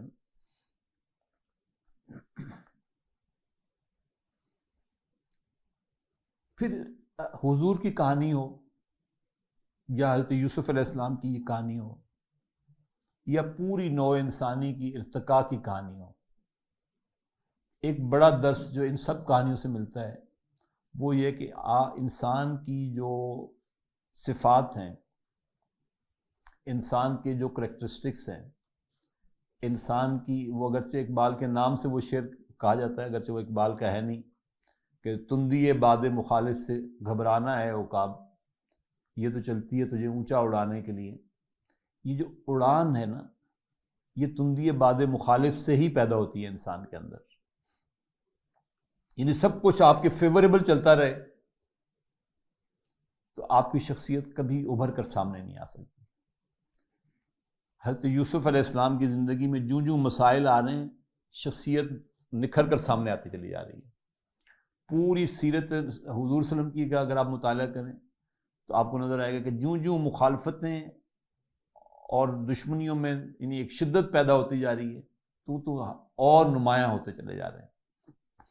نو انسانی نے اپنی ارتقاء کی تاریخ میں جتنی ترقی کی ہے وہ کیا خیال ہے کہ سب فیوریبل حالات تھے اور یہاں انسان پہنچ گئے؟ بلکہ اگر آپ اس کا آؤٹ کم اصل روح نکالنا چاہیں گے تو روح یہی نکلے گی کہ جہاں جہاں نو انسانی کو مشکلات آئیں وہاں اس نے اپنا دماغ یا اپنی دوسری صلاحیتوں کو کھپانے کی کوشش کی تو ایک نیا راستہ نکال لیا اور نکالتے نکالتے آج انسان یہاں تک کھڑا ہوا ہے، یہاں پہنچا ہوا ہے. یہ تو ایک سیرت کے ساتھ جو کمپیریزن تھا وہ میں آپ کے سامنے رکھنا چاہ رہا تھا، اس کو ہم دیکھ لیتے ہیں. دوسری بات، حضرت یوسف علیہ السلام جب یہ شروع ہوتی ہے صورت تو وہاں یہ الفاظ آتے ہیں کہ اذ قال یوسف لابیہ یا ابت انی رأیت احد عشر کوکبا والشمس والقمر رأیتہم لی ساجدین. یہاں ایک خواب ہے جس کا ذکر حضرت یوسف علیہ السلام کر رہے ہیں کہ انی رأیت احد عشر کوکبا، کہ میں دیکھتا ہوں 11 ستارے ہیں اور سورج ہے اور چاند ہے، اور کیا دیکھتا ہوں کہ میں ان کو دیکھتا ہوں کہ وہ مجھے سجدہ کر رہے ہیں، یعنی وہ میرے آگے جھکے ہوئے ہیں. 2-3 حکمت کے موتی یہاں پہ بھی نوٹ کر لیں، خاص طور پر یہ جو اس وقت نوجوان بیٹھے ہوئے ہمارے سامنے اور جن جوانوں تک بھی میرا یہ بات پہنچ سکے ان سب کے لیے. خواب دیکھا ہے حضرت یوسف علیہ السلام نے اپنے بچپن میں. سب سے پہلا وہ شخص کون ہے جس سے یہ خواب حضرت یوسف شیئر کر رہے ہیں؟ والد. ہم اپنے خواب کس کے ساتھ شیئر کرتے ہیں؟ انہی کے ساتھ جن کے ساتھ نہیں کرنا ہوتا. اس میں ظاہر ہے بطور والدین کہ ہمارا بھی قصور ہے کہ ہم نے شاید وہ ماحول ہی نہیں دیا جہاں ہمارا بچہ کھل کر آ کر ہم سے بات کر سکے. شاید ہم تھوڑے سے ادھر ادھر ہو جائیں گے، لیکن ایک ضمناً ایک بات، جب ہم غیروں کے حوالے سے کوئی بات کرتے ہیں تو اس سے ذرا ہم متاثر ہونے کا رواج زیادہ ہے ہمارے ہاں. یعنی کوئی بات اگر گورا کہہ دے تو ہم بڑے یقین سے مان لیتے ہیں کہ ہاں یہ مطلب یہ MIT کے پروفیسر نے کہی ہے، یہ ہارورڈ کے پروفیسر نے کہی ہے، تو صحیح کہا ہوگا. اسی طرح ایک غیروں کی بات تربیت کے اعتبار سے، ظاہر ہے یہ ہماری تربیتی کلاس ہے تو میں آپ کے ساتھ شیئر کر لوں. گاندھی کا بیٹا نا اپنی یادداشتوں میں ایک جگہ لکھتا ہے کہ میرے والد ساؤتھ افریقہ میں ہوتے تھے، اور ساؤتھ افریقہ کے جس شہر میں ہم رہتے تھے وہاں یہ رواج تھا کہ جو سن آف دا سوائل ہوتے تھے وہ بالکل سٹی کے اندر رہتے تھے، اور جو امیگرینٹس تھے وہ باہر آؤٹ اسکرٹس پہ رہتے تھے. تو ہم جس فلیٹ میں رہتے تھے وہ شہر سے کوئی 10-12-13 کلومیٹر دور تھا، اور والد صاحب پریکٹس کرتے تھے لاء کی. تو میں صبح سویرے ان کو کچہری چھوڑنے جاتا تھا، اور 3 بجے جب کورٹ ٹائم ختم ہوتا تھا تو پھر میں ان کو لینے جاتا تھا. تو ایک دن کہتے ہیں ایسے دوستوں میں بیٹھے نا پروگرام بن گیا کہ چلیں فلم دیکھنے چلتے ہیں. تو کہتے میں کوئی 1-1:30 بجے 2 بجے نا شو شروع ہونا تھا، میں دوستوں کے ساتھ سینما ہال چلا گیا. اور اتفاق ایسا ہوا کہ والد صاحب کے ایک دوست نے مجھے ہال میں جاتے ہوئے دیکھ بھی لیا، اور دوسرا اتفاق یہ ہوا کہ تھوڑی دیر بعد اتفاق سے اس کی کچہری میں والد صاحب سے ملاقات بھی ہو گئی، اور اس نے ابا سے ذکر کر دیا کہ برخوردار میں نے دیکھا آج سینما جا رہا تھا. اور کہتے میں بھول گیا کہ 3 بجے والد صاحب کو لینا بھی تھا. اب جب 4-4:30 ہوئے میں باہر نکلا، گھڑی دیکھی 4:30 ہو رہے تھے، بھاگم بھاگ کچہری کی طرف گیا، اور والد صاحب کچہری بند ہو چکی تھی. والد صاحب اکیلے اپنے چیمبر کے سامنے نہ یوں ٹہل رہے تھے، اور شام کا وقت تھا، بادل بہت، برف کا بالکل سما بنا ہوا ہے. تو مجھے دیکھ کے والد صاحب نے کہا کہ برخوردار آج بڑی دیر کر دی تم نے. تو بالکل جو جواب ہم مسلمان ہو کر دیتے ہیں اس نے بھی وہی جواب دیا. اس نے کہا کہ کہتے میں نے کہا کہ بجی وہ I'm sorry، میں نکلا تو وقت بھی تھا لیکن رستے میں نا گاڑی خراب ہو گئی، تو میں ذرا ورک شاپ مجھے رکنا پڑ گیا تو اس لیے دیر ہو گئی. اس پہ میرے والد صاحب نے کہا کہ اچھا آپ کی گاڑی خراب ہو گئی تھی، وہ فلاں تمہارے انکل ملے تھے مجھے تھوڑی دیر پہلے، تو وہ تو کہہ رہے تھے کہ برخوردار میں نے دیکھا سینما ہال جا رہا تھا. اب پتہ نہیں تم صحیح ہو یا وہ صحیح ہے. تو مجھے احساس ہو گیا کہ بھی پتہ تو چل گیا ابا جی کو. تو میں نے کہا جی I'm sorry ابا جی، وہ انکل نے آپ سے صحیح کہا تھا، میں آپ سے معذرت چاہتا ہوں، میں نے آپ سے غلط بیانی کی. اس پر کہتے ہیں میرے والد نے کہا کہ کوئی بات نہیں بیٹے، یوں تو سینما جانا بھی کوئی اچھی بات نہیں تھی، لیکن یہ جو تم نے جھوٹ بولا ہے نا، یہ مجھے لگتا ہے کہ میری تربیت میں کوئی کمی رہ گئی. جھوٹ تو ظاہر اسی وقت بولتے ہیں نا، یعنی آپ کو کوئی خوف ہے نا کہ میں اگر سچ بول دوں گا تو والد صاحب آگے سے پتہ نہیں کیا کہہ دیں گے، تو اس لیے آپ نے اس کو اپنی بچت کے لیے جھوٹ بولا. تو یہ کمی کس کی طرف سے؟ یہ ہماری طرف سے. اگر ہمارا بچہ آ کر ہم سے شیئر نہیں کر رہا، ہمارا بچہ ہم سے سیدھی بات نہیں کر رہا، تو اس کا مطلب ہے کہ ہم نے کوئی ایسا اپنا ایک امپریشن اس پر غلط کریٹ کر رکھا ہے کہ وہ کھل کے ہم سے بات نہیں کر پا رہا. تو اس نے کہا اچھا ٹھیک کوئی بات نہیں، یہ غلطی کیونکہ میری ہے تو سزا بھی مجھے ملنی چاہیے، لہذا تم جاؤ، میں آج پیدل ہی گھر واپس آؤں گا. اب بارش اور برف شروع ہو چکی، اور کہتا ہے مجھے بھی سزا مل گئی کہ آگے آگے گاندھی صاحب پیدل جا رہے ہیں، اور میں اب اس سے آگے تو نہیں جا سکتا گاڑی پہ، پیچھے میں پہلے گیئر میں آہستہ آہستہ اس کے پیچھے جاتا جا رہا ہوں. رات کہتا ہے جب گاندھی اپنے فلیٹ میں پہنچتا ہے تو رات کے 2:30 بج رہے تھے، جوتا پھٹ چکا تھا اس کا، پاؤں سوجے ہوئے تھے، اور بخار سے نہ یوں شیورنگ اس کی نہ لگی ہوئی تھی، پوری کپ کپی لگی تھی اس کے جسم پر.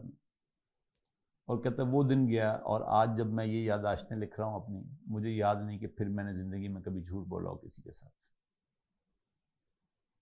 تو پہلا حکمت کا موتی سورہ یوسف سے، خواب ہمیشہ باپ کے ساتھ شیئر کریں، اور خوابوں کے بارے میں 2 جملے ہمارے اساتذہ کے بھی نوٹ کر لیں.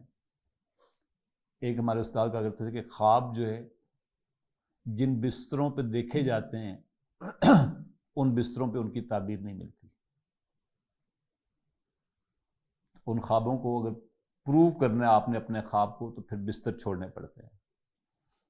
اور ہمارے ایک اور استاد کہا کرتے تھے کہ خواب وہ نہیں جو آپ سوتے میں دیکھتے ہیں، خواب اصل میں وہ ہوتے ہیں جو آپ کو سونے نہیں دیتے. تو یہاں خواب دیکھا حضرت یوسف علیہ السلام نے، اور آ کر شیئر کیا سب سے پہلے اپنے والد کے ساتھ. دوسری بات اگر آپ دیکھیں تو بات کرنے کا ڈھنگ سکھا رہا ہے قرآن مجید حضرت یوسف علیہ السلام کی سیرت کے حوالے سے. یعنی اس کے لیے کچھ اور انداز بھی ہو سکتے تھے، وہ کوئی بھی انداز آپ اختیار کریں گے تو وہ ایک متکبرانہ سا، ایک آپ کے اندر کبر اور غرور کی جیسے بو سی آتی ہے وہ نظر آئے گی. یہاں یعنی آپ دیکھیں نا، آپ کے سامنے گویا کہ 11 ستارے، سورج اور چاند کا مطلب کیا ہے؟ دنیا آپ کے سامنے زیر نگیں ہو چکی ہے. یعنی یہ بشارت تھی نا اس بات کی، دنیا آپ کے سامنے جھک چکی ہے. لیکن کہا کس انداز سے جا رہا ہے؟ یعنی اس جملے کو نا ذرا فیل کریں کہ رأیتہم لی ساجدین. ترجمے میں نے اس کا سارا مزہ ختم ہو جائے گا، لیکن اب میں ترجمہ کر رہا ہوں کہ دیکھتا ہوں میں ان سب کو، لی اپنے لیے، ساجدین سجدہ کرتے ہوئے. اس حال میں دیکھتا ہوں کہ وہ مجھے سجدہ کر رہے ہیں.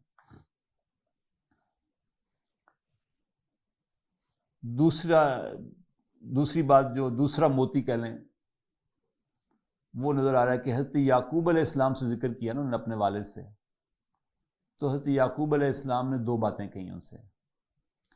نمبر 1 کہا، اور کبھی اگر آپ ذرا اس پہ بھی غور کر لیں 2 باتوں اوروں پہ بھی. حضرت یوسف علیہ السلام کہہ رہے ہیں جب اپنے والد سے مخاطب ہو کر تو کہہ رہے ہیں یا ابتی. یعنی جو رسپیکٹ اور محبت اس لفظ میں ہے یا ابتی کہنے میں، وہ شاید کسی اور زبان میں ترجمہ کرنے میں تو وہ رسپیکٹ آگے کنوے ہی نہیں کی جا سکتی، اور شاید اس سے زیادہ مناسب لفظ خود عربی میں بھی اور کوئی نہ ہو. اور ایک باپ کی شفقت اور محبت اور ایک جو افیکشن اور افیلیشن ہے اولاد کے ساتھ، اس کو بھی اگر آپ نے اس کی چاشنی کو بھی محسوس کرنا ہو تو جہاں حضرت ابراہیم علیہ السلام اور حضرت اسماعیل کے درمیان ڈائلاگ چلتے ہیں وہاں بھی دیکھیں تو بیٹا جب باپ سے مخاطب ہوتا ہے تو یا ابتی کر کے مخاطب ہوتا ہے، باپ جب مخاطب ہوتا ہے بیٹے سے تو یا بنیا کر کے مخاطب ہوتا ہے. اور یہاں پہ بھی یہی الفاظ آ رہے ہیں، یا بنیا لا تقصص رؤیاک علی اخوتک. حضرت یعقوب علیہ السلام اب اپنے بیٹے سے کہہ رہے ہیں کہ لا تقصص رؤیاک، اپنے خواب کا تذکرہ نہ کرنا علی اخوتک، اپنے بھائیوں سے بھی. کیوں؟ بھائی دشمن ہے؟ نہیں، فرمایا ان الشیطان للانسان عدو مبین. دشمن اصل میں شیطان ہے. شیطان کیا کرے گا؟ شیطان ان کے دلوں کے اندر حسد پیدا کر دے گا، اور حسد دشمنی پہ اتار دیتا ہے بندے کو. حسد کسے کہتے ہیں؟ حسد یہ کہ ایک خوبی آپ کے اندر موجود ہے. ہمارے ہاں یہ لفظ یعنی حسد اور رشک ہم معنی سمجھے جاتے ہیں، فرق ہے دونوں میں نا. یعنی حسد کیا ہے کہ ایک خوبی آپ کے اندر پائی جاتی ہے، آپ کا حافظہ، آپ کو اللہ تعالیٰ نے بلا کا حافظہ دیا ہوا ہے، آپ ایک سورت کو 2 3 4 دفعہ پڑھتے ہیں آپ کو یاد ہو جاتی ہے. میں رٹو طوطے کی طرح سارا دن لگا رہتا ہوں، پھر جب پڑھنے لگتا ہوں زبانی تو بھول جاتی ہے. یہ وصف اللہ نے آپ کو دے رکھا ہے، میرے پاس یہ نہیں ہے نا. اب حسد کیا ہے کہ میں یہ چاہوں، خواہش رکھوں کہ آپ کے اندر سے بھی یہ حافظہ آپ کا بھی نکل جائے. اور رشک کیا ہے کہ میں اللہ تعالیٰ سے یہ دعا کروں کہ اللہ مجھے بھی ایسا حافظہ عطا کر دے. یعنی وہ صفت آپ اللہ تعالیٰ سے اپنے لیے مانگ لیں، یہ رشک ہے. لیکن آپ اس کے بھی در پہ ہیں. وہ کسی نے کہا نا کہ کوئی بندہ رو رہا تھا، اس نے کہا کیوں رو رہے ہو؟ اس کا یار چوری ہو گئی ہے. اس نے کہا اچھا چوری ہو گئی ہے تو نقصان تو جو ہونا تھا ہو گیا، تو اب رونے کا کیا فائدہ ہے؟ کہتا ہے رو اپنی چوری پہ نہیں رہا، رو اس لیے رہا ہوں کہ اس کی کیوں نہیں ہوئی. یعنی دوسروں کے اوپر تکلیف ہو رہی ہے کہ دوسروں کو کیوں مل گیا نا. اور دوسرا ایک بڑا خوبصورت جملہ میں نے کہیں پڑھا تھا کبھی کہ حسد جو ہے، اگر تم حسد کر رہے ہو تو اس کا مطلب ہے کہ تمہیں اللہ تعالیٰ کے فیصلوں پر اعتراض ہے. حافظہ دیا، دولت دی، اولاد دی آپ کو، تو کس نے دی ہے؟ اس کے فیصلے پہ آپ اعتراض کر رہے ہیں نا، کہ اگر آپ خواہ مخواہ جلتے جا رہے ہیں اور رشک رہے تو یہ فتنہ نہیں ہے، آپ اس کے پیچھے پڑ جائیں تو یہ فتنہ ہے۔ اسی لیے یہ دعا سکھائی گئی کہ اللہم انی اعوذ بک من فتنۃ الحاسدین، من شر الحاسدین۔ شر یہ کب بنا؟ آپ کو اللہ نے دیو، اللہ تعالیٰ اس میں اور جلا بخشے، اللہ مجھے بھی دے دے تو یہ تو قابل تحسین بات ہے، اللہ آپ سے بھی لے لے تو یہ اب آپ کے لیے شر بن گیا، میری سوچ آپ کے لیے شر بن گئی۔ اس شر سے اللہ تعالیٰ سے پناہ مانگنے کی ضرورت ہے۔ دوسرا اسی میں یہ نوید بھی ہے، یہ بشارت بھی ہے جو ڈھکے چھپے لفظوں میں حضرت یعقوب علیہ السلام نے یوں کر کے بیان کی بیٹے سے کہ وَيُعَلِّمُكَ مِن تَأْوِيلِ الْأَحَادِيثِ، یعنی آپ نے اس خبر کو روک کے رکھنا ہے اس وقت تک جب اللہ تعالیٰ آپ کو باتوں کی گہرائی تک پہنچنے کی، فیصلے کرنے کی صلاحیت سے نواز دے گا۔ گویا اللہ تعالیٰ آپ کو نبوت سے سرفراز فرما دے گا۔ A time will come when you will be a پیغمبر۔ تو گویا ان کی نبوت کی ایک نوید ہے، اور یہی وجہ ہے کہ جب یہ قصہ ختم ہوتا ہے تو وہاں حضرت یوسف علیہ السلام اپنے والد سے یہ کہتے ہیں کہ یا ابتی ھذا تعویل رؤیای من قبل، وہ جو میں نے کبھی خواب دیکھا تھا نا، یہ آج جہاں ہم بیٹھے ہوئے ہیں یہ ہے تعبیر اس خواب کی جو میں نے کبھی دیکھا تھا۔ قد جعلھا ربی حقا، میرے رب نے اس کو حق کر کے دکھا دیا، میرے رب نے اس کو سچا ثابت کر کے دکھا دیا اس بات کو۔ اور پھر آگے جا کے وہ دعا آتی ہے کہ رب قد آتیتنی من الملک وعلمتنی من تعویل الاحادیث۔ اور اصل نعمت یہ تھی جس کا ذکر حضرت یعقوب نے کہا کہ وَيُتِمُّ نِعْمَتَهُ عَلَيْكَ، وہ اپنی نعمت تم پر مکمل کر دے گا، بالکل ایسے ہی جیسے تمہارے باپ دادا پر، ابراہیم اور اسماعیل پر اور اسحاق پر مکمل کی، ایسی۔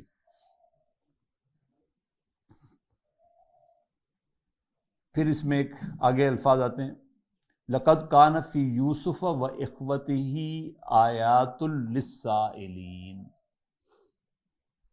یعنی کچھ آئے لوگ حضور سے سوال کرنے کے لیے کہ یہ حضرت ابراہیم علیہ السلام کا، حضرت اسحاق علیہ السلام کا اور حضرت یعقوب علیہ السلام کا مسکن تو تھا کوئی اور جگہ، حضرت یوسف مصر کیسے پہنچ گئے؟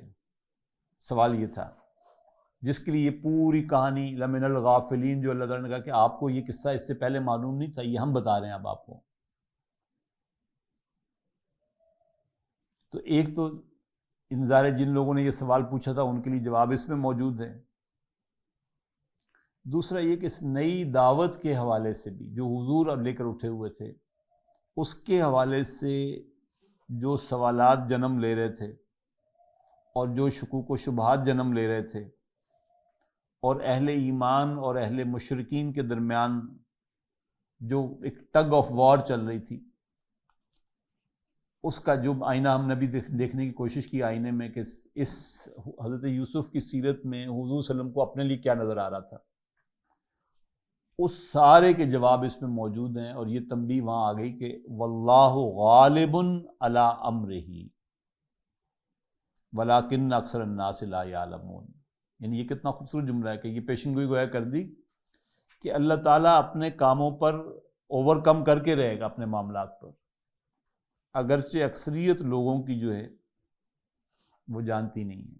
تو گویا اس ایک جملے کے اندر اہل ایمان کے لیے بشارتیں موجود ہیں اور مشرکین کے لیے ڈانٹ ڈپٹ اور زجر و توبیخ موجود ہے۔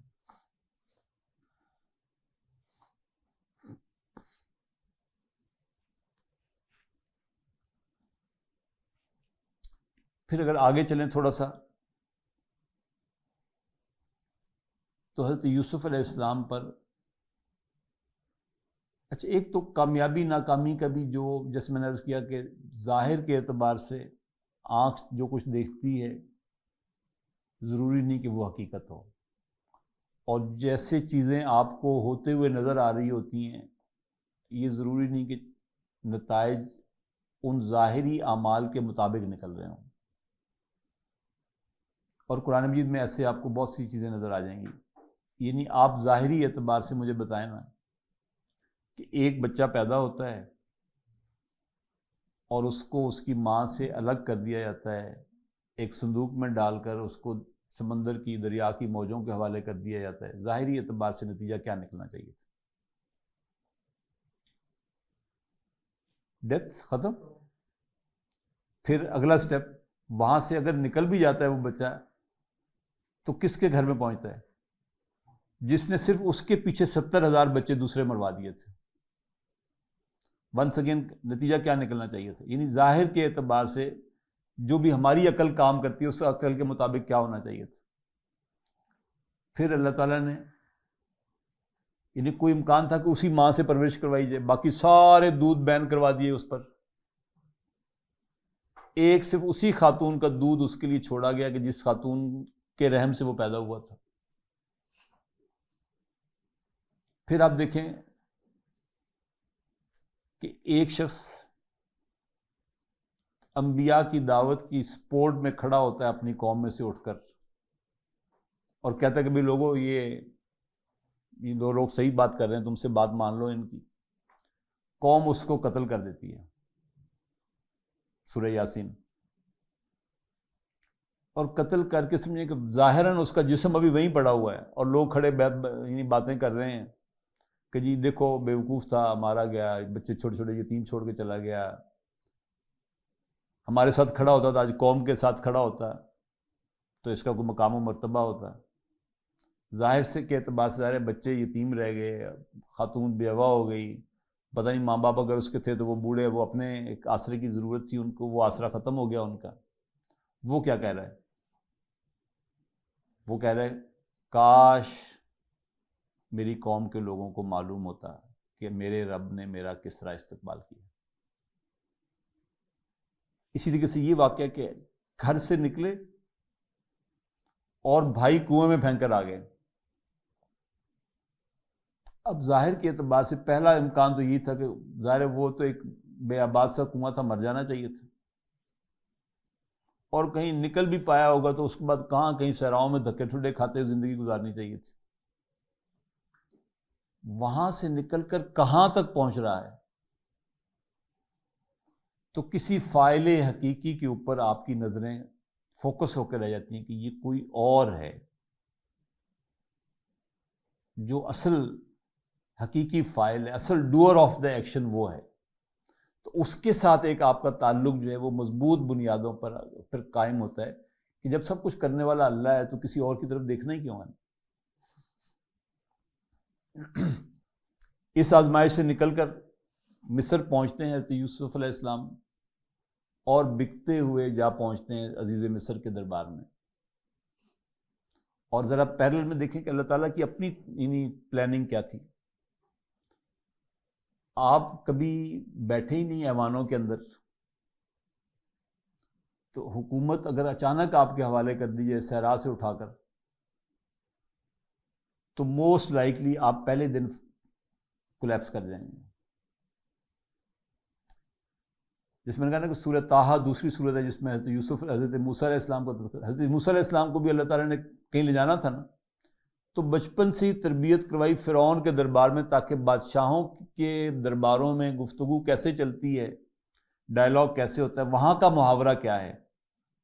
رب اشرح لی صدری ویسر لی امری واحلل عقدۃ من لسانی.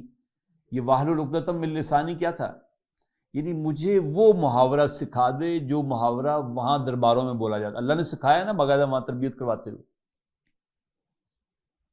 یعنی واحلل ضروری نہیں کہ زبان میں کوئی لکنت, مطلب میں اٹک اٹک ہی بولتا ہوں, مطلب میں یہاں آیا ہوں ایک ایسے نئے علاقے میں جہاں کے لوگوں کی زبان ہی کچھ اور ہے. میرے پاس بہت کچھ ہے آپ کو دینے کے لیے, لیکن میرے پاس وہ زبان نہیں ہے, وہ محاورہ میں نہیں جانتا جو آج کے بچوں کو ضرورت ہے. تو میں اپنا بھی وقت ضائع کر رہا ہوں, آپ کا بھی وقت ضائع کر رہا ہوں. لہٰذا یہ دعا مانگنی چاہیے نا اللہ تعالیٰ سے کہ واحلل عقدۃ من لسانی, جو زبان ان کی سمجھ میں آتی ہے وہ زبان, وہ محاورہ تو مجھے عطا کر دے. یفقہوا قولی, کیونکہ مقصد کیا, میں اپنی علمیت جھاڑ رہا ہوں آپ کے پاس. مقصد یہ کہ جو چند باتیں سورہ یوسف کے حوالے سے میری سمجھ میں آئی ہیں میں وہ آپ کے ساتھ شیئر کر رہا ہوں سو دیٹ کہ آپ بھی کردار یوسفی اپنے اندر اپنانے کی کوشش کریں. اگر یہ پرپز نہیں ہے تو آپ کا بیٹھنا فضول، میرا بھی یہاں آ کے گفتگو کرنا فضول. اب میں یہ لیسن، یہ میسیج تو آپ کو دینا چاہ رہا ہوں، لیکن مجھے نا بات کرنے کے لیے وہ لفظ نہیں میرے پاس، یا وہ محاورہ نہیں جو محاورہ آپ کی سمجھ میں آتا ہے. تو میں جتنا مرضی نیک نیت ہوں، جتنا مرضی میں اخلاص کے ساتھ بات کر رہا ہوں، آپ کی سمجھ میں نہیں آئے گی میری بات میں. اچھا میں اس محاورے میں بات کروں لیکن آپ کو ابھی بھی سمجھ نہیں آ رہی، تو سمجھانا کس نے ہے؟ اسی سے کہا جا رہا ہے کہ یفقہو قولی، تاکہ سو دیٹ کہ یہ میری بات سمجھ سکیں. اب جب وہاں آئے تو وہاں ایک نیا دور آزمائش کا شروع ہو رہا ہے، اور وہ آزمائش کا دور کیا ہے؟ قرآن مجید نے کہا کہ وراودتہ التی هو فی بیتہا عن نفسہ وغلقت الابواب.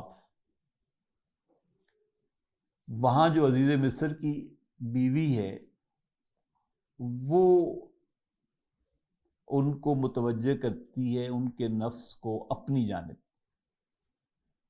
اور اس گناہ کے پرفارم کرنے کے لیے وغلقت الابواب، وہ دروازے بند کر لیتی ہے.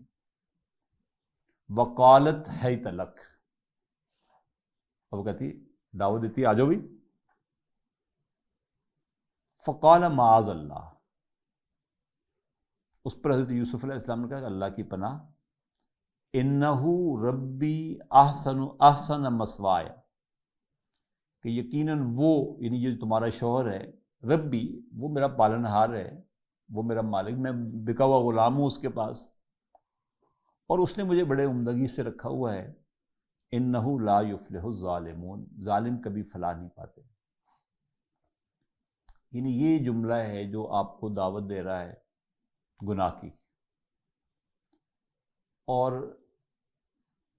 اپنے معاشرے کے اندر آپ کبھی اخباروں میں چھپنے والی یا سوشل میڈیا پہ چھپنے والی جو کردار کشی کے حوالے سے کہانیاں ہیں، ان میں آپ دیکھیں گے تو آپ کو اکثر بیشتر یہ حقیقت تو نظر آئے گی کہ گھر کا مالک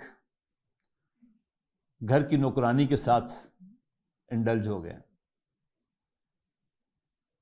یہ آپ کو مطلب ہر چوتھے گھر میں شاید یہ کہانی نظر آتی رہے گی. گھر کی مالکن گھر کے نوکر کے ساتھ انڈلج ہو گئی. یہ کب یعنی اس کا امکان کب ہوتا ہے؟ اس کا امکان صرف اس ایک صورت میں ہے کہ وہ لڑکا ہی بڑی زبردست چیز ہو، ادروائز عام حالات میں ایسا نہیں ہوتا. یہاں عزیز مصر کی بیوی انڈلج ہونے کی کوشش کر رہی ہے حضرت یعقوب علیہ السلام کے ساتھ. اس کا مطلب حضرت یعقوب علیہ السلام کوئی خاص توپ چیز ہے نا اپنے حسن و جمال کے اعتبار سے، کہ گھر میں رہنے والی خاتون جو ہے نا وہ اپنے شوہر کو چھوڑ کر اس طرف سمجھتی ہے کہ یار یہ بڑا اٹریکٹیو ہے یہ بندہ، اور وہ تھوڑی دیر بعد آگے جا کے پھر بھی ہمارے سامنے مثال آ جائے گی. اور دروازہ بھی بند کر لیا اس نے، یعنی اب کوئی رکاوٹ باقی نہیں ہے. ایک حدیث کا مفہوم آتا ہے نا کہ جس دن عرش کے سائے کے علاوہ کوئی سایہ موجود نہیں ہوگا، اس دن اللہ تعالیٰ کا عرش اس شخص کو اپنے سائے میں جگہ دے دے گا جس کو کسی خاندانی عورت نے دعوت گناہ دی ہو، اور وہ آگے سے جواباً کہہ دے کہ انی اخاف اللہ، میں اللہ سے ڈرتا ہوں. خاندانی عورت کیوں؟ کیونکہ خاندانی عورت کے ساتھ گناہ کرتے ہوئے پکڑے جانے کا امکان نہ ہونے کے برابر. کون شک کرے گا؟ اور یہ ظاہر عزیز مصر کی بیوی ہے تو خاندانی تو ہے، وزیر کی بیگم ہے، تو کون شک کرے گا؟ لیکن آگے سے پناہ کہاں سے مل سکتی ہے؟ فوراً اس کو پکارا جائے. حضرت یوسف علیہ السلام کہہ رہے ہیں معاذ اللہ، اللہ کی پناہ کہ میں ادھر انڈلج ہو جاؤں. اور دوسرا یہ کہ پہچان محسن کی، انہو ربی، یعنی وہ جو تمہارا شوہر ہے جس نے مجھے یہاں رکھا ہوا ہے، اس نے مجھے پناہ دے رکھی ہے یہاں پر، اس نے مجھے یہاں رکھا ہوا ہے، پال رہا ہے، اچھا کھانے پینے کو مل رہا ہے، میری یہاں تربیت ہو رہی ہے، اس کے ساتھ کوئی بدعہدی کی جائے، یعنی گویا کہ کسی شادی شدہ عورت کی طرف متوجہ ہونے کا مطلب یہ ہے کہ آپ اس کے شوہر کے ساتھ دونوں ڈس آنیسٹ ہو رہے ہیں۔ بیوی تو ہو ہی رہی ہے۔ آخری خطبے میں جو ہدایات نبی اکرم صلی اللہ علیہ وسلم نے دی ہیں ان میں سے ایک ہدایت یہ بھی تھی، مردوں سے کہا خبردار میں تمہیں متنبہ کر رہا ہوں تمہاری عورتوں کے حوالے سے، ان کے حقوق کا خاص خیال رکھنا۔ اور دوسری طرف عورتوں سے بھی کہا کہ تمہاری یہ ذمہ داری ہے کہ تمہارے مردوں کے، تمہارے شوہروں کے بستروں پر ایسے شخص نہ بیٹھیں جن کو تمہارے شوہر پسند نہیں کرتے کہ وہ آئیں جائیں وہاں پر۔ تو گویا ڈس آنیسٹ بیوی ہو جائے گی اپنے شوہر کے ساتھ اگر وہ کسی اور کے ساتھ انڈلج ہو رہی ہے، اور دوسری طرف آپ کو اس نے ملازم رکھا ہوا ہے، آپ کو اس نے پال پوس کے رکھا ہوا ہے، آپ کی ساری ضروریات وہ پوری کرے، تو آپ بھی ڈس آنیسٹ ہوں گے اپنے مالک کے ساتھ اگر آپ اس کی بیوی کے ساتھ ہی انڈلج ہو رہے ہیں۔ اور جو شخص کردار کا بھی کمزور ہو اور اپنے مالک کا بھی ڈس آنیسٹ ہو، اس نے اس کو یہ حق نہیں دے رکھا تھا، تو وہ ظالم ہے، ظالم کبھی فلاح نہیں پائے گا۔ تو گویا اس ساری میں ایک تو بیوی کو بھی سمجھا دیا اس کی کہ انہوں نے کہ شوہر کے ساتھ یہ جو تم بے وفائی کر رہی ہو یہ بھی ظلم ہے، اور جو مالک کے ساتھ اگر میں کچھ کروں گا تو وہ بھی ظلم ہوگا، تو ہم دونوں فیلئرز میں شامل ہو جائیں گے، ہم دونوں ظالم ہوں گے تو ہم دونوں رہ جائیں گے۔ اچھا، پھر یہ سچویشن بنی ہوئی ہے تو وہاں ایک لفظ آتا ہے کہ لولا الرعا برہان ربی، کہ میں بھی شاید اس طرف تھوڑا کبھی مطلب کوئی امکان کی دنیا میں اگر کبھی ہو بھی سکتا تھا کچھ سوچنے کا تو وہ شاید ہو جاتا اگر میں اپنے رب کی طرف سے ایک برہان نہ دیکھ لیتا، یعنی کوئی اشارہ ایسے عین ٹائم پہ آپ کو کوئی اشارہ ہے سمجھ ہاں خبردار یہ حرکت نہیں کرنی تم نے۔ بعض مفسروں نے یہ لکھا ہے کہ حضرت یعقوب علیہ السلام دروازے میں کھڑے حضرت یوسف کو نظر آئے عین اس ٹائم پر یوں کر کے کرتا ہے کیا کر کس طرح تمہارا دھیان جانے لگا ہے۔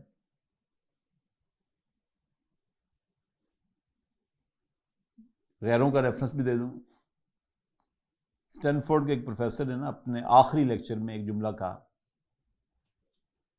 وہ اپنی ساری زندگی کا نچوڑ غور و فکر کا، مطالعے کا، پڑھانے کا 25-30 سال جو اس نے کام کیا اس کے اینڈ پہ وہ لوگوں سے خطاب کر رہا تھا، تو اس نے کہا کہ دیکھو سکسیس کے لیے میں تمہیں کچھ مشورے دینا چاہ رہا ہوں۔ اس نے کہا کہ دو چیزیں ہیں، دو آوازیں ہیں، ان میں سے لسن یور سیکنڈ وائس، پہلی آواز وہ یہ ہے وراودتہ التی ہوا فی بیتہا عن نفسہ، کسی بھی چیز نے آپ کو آمادہ گناہ کر دیا، اس نے آپ کا دھیان لگوا دیا کہ اچھا اندر سے نفس نے شرارت کی اور آپ گناہ کے لیے بالکل تیار ہو گئے۔ جیسے حضرت حسن بصری رحمۃ اللہ علیہ کہتے ہیں کہ دل میں گناہ کی خواہش ابھری اور ہم نے اس کے لیے سارے وسائل کا بندوبست کر لیا، اور جب کمرے میں لے آئے اس کو دروازے کھڑکیاں روشن دان سب بند کر دیے۔ اب یہ کیا تھا؟ یہ پہلی وائس تھی آپ کی نا، کہ آپ کی شہوت نے آپ کو اندر سے ایک آواز دی، ابھارا اور ماحول بنا دیا اس کے لیے۔ اب دوسری آواز آئی اور کسی نے کہا کہ حسن بصری لوگوں سے اتنی شرم اتنی حیا کہ وہ سارے رستے وہ سب دروازے تم نے بند کر دیے جہاں سے تمہیں لوگ دیکھ سکتے تھے۔ دروازہ کیوں بند کیا؟ کھڑکیاں کیوں بند کی؟ روشن دان کیوں بند کی؟ تاکہ کوئی دیکھ نہ پائے، اور صرف وہی ایک دروازہ تم نے کھلا رہنے دیا جہاں سے ہم تمہیں دیکھ سکتے ہیں، صرف ہم ہی سے بے شرمی۔ یہ سیکنڈ وائس ہے، توبہ کر لی، گناہ نہیں کیا۔ تو اس نے کہا کہ میں آپ کو یہ مشورہ دے رہا ہوں کہ لسن یور سیکنڈ وائس۔ جو لوگ پہلی وائس پہ کام کر گزرتے ہیں وہ آپ کے نفس کی شرارت ہوتی ہے، جو اپنی دوسری وائس کو سن لیتے ہیں اور اس نے کہا کہ اپنے ساتھ یہ کمپرومائز، اپنے ساتھ یہ کمٹمنٹ کر لیں کہ میں ہمیشہ رسپانس سیکنڈ وائس پہ کروں گا، پھر آپ سیف رہیں گے، وہ آپ کو انرجی دے گا۔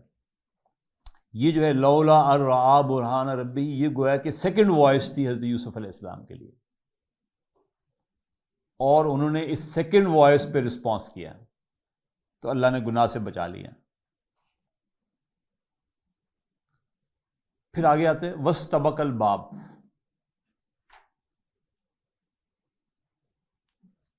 دوڑے حضرت یوسف علیہ السلام دروازے کی طرف۔ مفتی شفیع صاحب نے بڑا خوبصورت اس کے کمنٹس میں لکھا ہے، دروازہ تو بند تھا، جانتے تھے حضرت یوسف علیہ السلام کو، اس نے اندر سے تالے لگائے ہوئے ہیں، کنڈیاں لگائی ہوئی ہیں، بھاگے کیوں دروازے کی طرف؟ انہوں نے ایک چھوٹا سا واقعہ بھی لکھا اس میں معرف القرآن میں، کہ ایک بزرگ تھے جیل میں،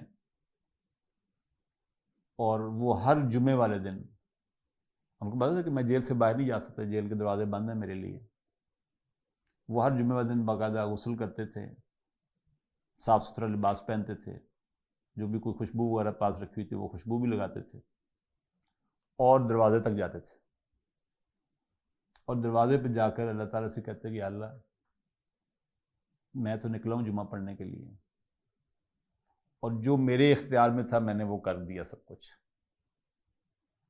آگے دروازے بند ہیں سارے، یہ کھولنا تیرے اختیار میں، میرے میں نہیں۔ تو گویا کہ یہ سبق ہے، یہ میسیج ہے، یہ بھی ایک حکمت بھرا موتی ہے کہ اس ساری سچویشن میں وہاں ڈھیر ہو کر بیٹھ نہیں گئے حضرت یوسف علیہ السلام، ہی ٹرائیڈ ہز بیسٹ، نکلنے کی کوشش کی انہوں نے۔ کوشش کا مکلف ہوں میں بھی اور آپ بھی، اس سچویشن سے نکلنے کے لیے آپ کیا کر سکتے تھے وہ کر گزرے کہ نہیں کر گزرے آپ؟ یہاں تک اللہ تعالیٰ نے آپ کو جانچنا ہے اور دیکھنا ہے، اس سے آگے جو چیز آپ کے اپنے اختیار میں نہیں ہے اس کے بارے میں اللہ تعالیٰ بھی آپ سے پوچھے گا نہیں۔ لہذا وَاسْتَبَقَ الْبَابَ ہونے کے باوجود اس دروازے تک پہنچنے کی کوشش کرنا، یہ بہت بڑا سبق ہے آج خاص طور پہ جب کہ دین روئے زمین پر کہیں غالب نہیں ہے، تو اقامت دین کے لیے جد و جہد میں کروں، مجھے پتہ ہے کچھ بھی نہیں ہونا اس سے، میری کوششوں کے برابر ہونے کا امکان کتنا کا ہے؟ آلموسٹ نہ ہونے کے برابر۔ زمین کے ایک انچ پر بھی تو کوئی نظر نہیں آتا نا کہ میں الٹا بھی ہو لٹکوں تو کوئی تبدیلی آ جائے گی۔ لیکن پھر وہ حکایت بھی ذہن میں رہنی چاہیے جو مولانا روم نے لکھی کہیں، کہ ایک چڑیا جو ہے دیکھا کسی نے کہ وہ اپنی چونچ میں پانی لے کر جا رہی ہے، کسی نے پوچھا کہ چڑیا کدھر کا ارادہ آج؟ کہا کہ وہ تمہیں معلوم نہیں کہ نمرود نے ابراہیم علیہ السلام کے لیے آگ جلا رکھی ہے، میں اس آگ کو بجھانے جا رہی ہوں۔ تو وہ ہنسا اور اس نے کہا کہ اچھا تمہارا کیا خیال ہے کہ تمہاری اس چونچ کے پانی سے آگ بجھ جائے گی؟ اس نے کہا نہیں، یہ تو مجھے اچھی طرح معلوم ہے کہ میں ساری زندگی بھی اپنی چونچ میں بھر بھر کے پانی ڈالتی رہوں وہ آگ نہیں بجھے گی، لیکن کم سے کم میں اللہ تعالیٰ کے ہاں ہاتھ جوڑ کر یہ کہہ سکوں گی کہ اے اللہ میں نے کوشش کی تھی۔ تو وَاسْتَبَقَ الْبَابَ سے جو بات سمجھ آتی وہ یہ کہ کوشش میری ذمہ داری ہے، میں بھاگوں اس کے لیے، جد و جہد کروں اس کے دین کے غلبے کے لیے، وہ ہو پائے تو ٹھیک ہے، بہت اچھی بات ہے، لیکن اگر وہ نہیں بھی ہو پاتا تو کم سے کم کوئی معذرت اللہ تعالیٰ کے حضور میں پیش کر سکوں کہ اللہ میں نے کوشش کی تھی، مجھ سے نہیں ہو سکا، لوگوں نے ساتھ نہیں دیا، لوگ بدلنے کو تیار نہیں ہوئے، تو میں بظاہر ناکام ہو کر واپس آ گیا۔ اسی میں پھر آگے جب یہ کہانی کلوز ہوتی ہے کہ دروازہ کھلتا ہے اور باہر دروازے کے اوپر عزیز مصر نظر آتا ہے اور ایک بچہ بھی نظر آتا ہے، یا ایک اسی برادری کا ایک سیانہ نظر آتا ہے، اور وہ الزام تراشی کرتی ہے خاتون کہ دیکھو اس نے میرے ساتھ یہ کرنے کی کوشش کی ہے، جو تمہاری بیوی کے ساتھ یہ کرے تو اس کے ساتھ کیا سلوک ہونا چاہیے۔ اور جب بات کھلتی ہے اور پتہ چلتا ہے کہ بھی قمیض دیکھیں کدھر سے پھٹی ہوئی ہے، قمیض اگر آگے سے پھٹی ہوئی ہے تو یہ خاتون سچی ہے اور نعوذ باللہ یوسف علیہ السلام جھوٹ بول رہے ہیں، اور اگر قمیض پیچھے سے پھٹی ہوئی ہے تو پھر یہ عورت غلطی پر ہے اور حضرت یوسف صحیح کہہ رہے ہیں، اور ظاہر قمیض پیچھے سے پھٹی ہوئی تھی۔ تو وہاں ایک بڑا لطیف سا جملہ کہا عزیز مصر نے اپنی بیوی سے، ان کیدکن عظیم، یعنی اگر ذرا سی کچھ عربی کی شد بدھ ہو تو اس کو کہنا یہ چاہیے تھا، ایک خاتون تھی نا جو اس کی بیوی تھی، اس کو چاہیے تھا کہ وہ کہتا کہ ان کیدکی عظیم، کہ تیرا جو مکر ہے نا یہ بہت بڑا مکر ہے، لیکن اس نے کیدکی نہیں کہا، اس نے کیدکن کہا، یعنی اس نے جمع کا صیغہ استعمال کر کے سب عورتوں کو ساتھ شامل کر دیا۔ اس پر پیر کرم شاہ صاحب نے ضیاء القرآن میں ایک بڑا خوبصورت نقطہ لکھا، انہوں نے کہا کہ وہ خود بھی اتنا بے اہمیت اور بے غیرت قسم کا انسان تھا کہ اس کے اندر ہمت ہی نہیں پیدا ہوئی کہ وہ واحد کسی، یعنی بیویاں اتنی سر چڑھی ہوتی ہیں عام طور پر کہ بندے کے اندر یہ ہمت ہی نہیں ہوتی کہ بندہ اس کو 1 to 1 پن پوائنٹ کر کے یہ کہہ سکے کہ تیری غلطی ہے۔ تو اس نے مکس سا کر کے بات کر دی کہ ان کیدکن عظیم، تسی عورتاں ہوندی ہی اس طرح نہیں ہوندی، تہاڈی چالاں بڑی عظیم نے۔ اور آگے اس نے پھر کہا یوسف عارض عن ھذا، یعنی بجائے اس کے بس اس کو تو اتنا سا کہا کہ تم عورتیں اسی طرح کی ہوتی ہیں۔ اب ظاہر ہے اپنا گھر تو برباد نہیں کرنا تھا نا، اس نے گھر کو تو لے کے چلنا تھا۔ اس نے یوسف علیہ السلام سے کہا یوسف عارض عن ھذا، یوسف جانے دو اس کو، یعنی ہم کہتے ہیں مٹی پاؤ اس پر، وہ ختم کر یار، جان چھڑاؤ اس سے۔ آخری ایک لائٹر نوٹ پہ ایک لطیفہ سنا کے آپ کو ہم وقفہ کرتے ہیں۔ میں یہ آیات جب بھی پڑھاتا ہوں دورہ ترجمہ قرآن میں بھی تو ہمیشہ یہ لطیفہ مجھے یاد آئے تھے۔ کہتے ہیں کہ ایک بڑے ایئر فورس کے ایک بڑے سینئر آفیسر تھے، ایئر مارشل تھے کوئی، اور ڈسپلن کے لحاظ سے بڑے سخت تھے، لیکن باہر جتنا بھی کوئی ڈسپلن کے اعتبار سے سخت ہو، گھر کا ڈسپلن کسی اور کے اختیار میں ہوتا ہے۔ تو کہتے ہیں کہ ان کی نا بیگم صاحبہ ایک دفعہ آئیں کہیں باہر سے، تو گیٹ پہ جو سارجنٹ صاحب کھڑے ہوئے تھے ایئر فورس کے، اس نے گیٹ تو کھول دیا، بیوی نے گاڑی اندر کی، اتر کر آئی اور اس سے پوچھا کہ بھئی تم نے مجھے سلوٹ نہیں کیا۔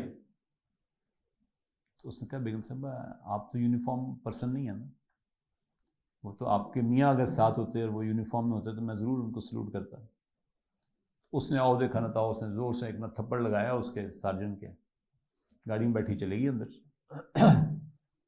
تھوڑی دیر ہوئی تو وہ ایئر مارشل صاحب آ گئے، اب اس نے گیٹ نہیں کھولا، وہ باہر نکلا اور اس نے اپنی بیلٹ اتاری اور اس کی گاڑی کے بونٹ کے اوپر رکھ دی۔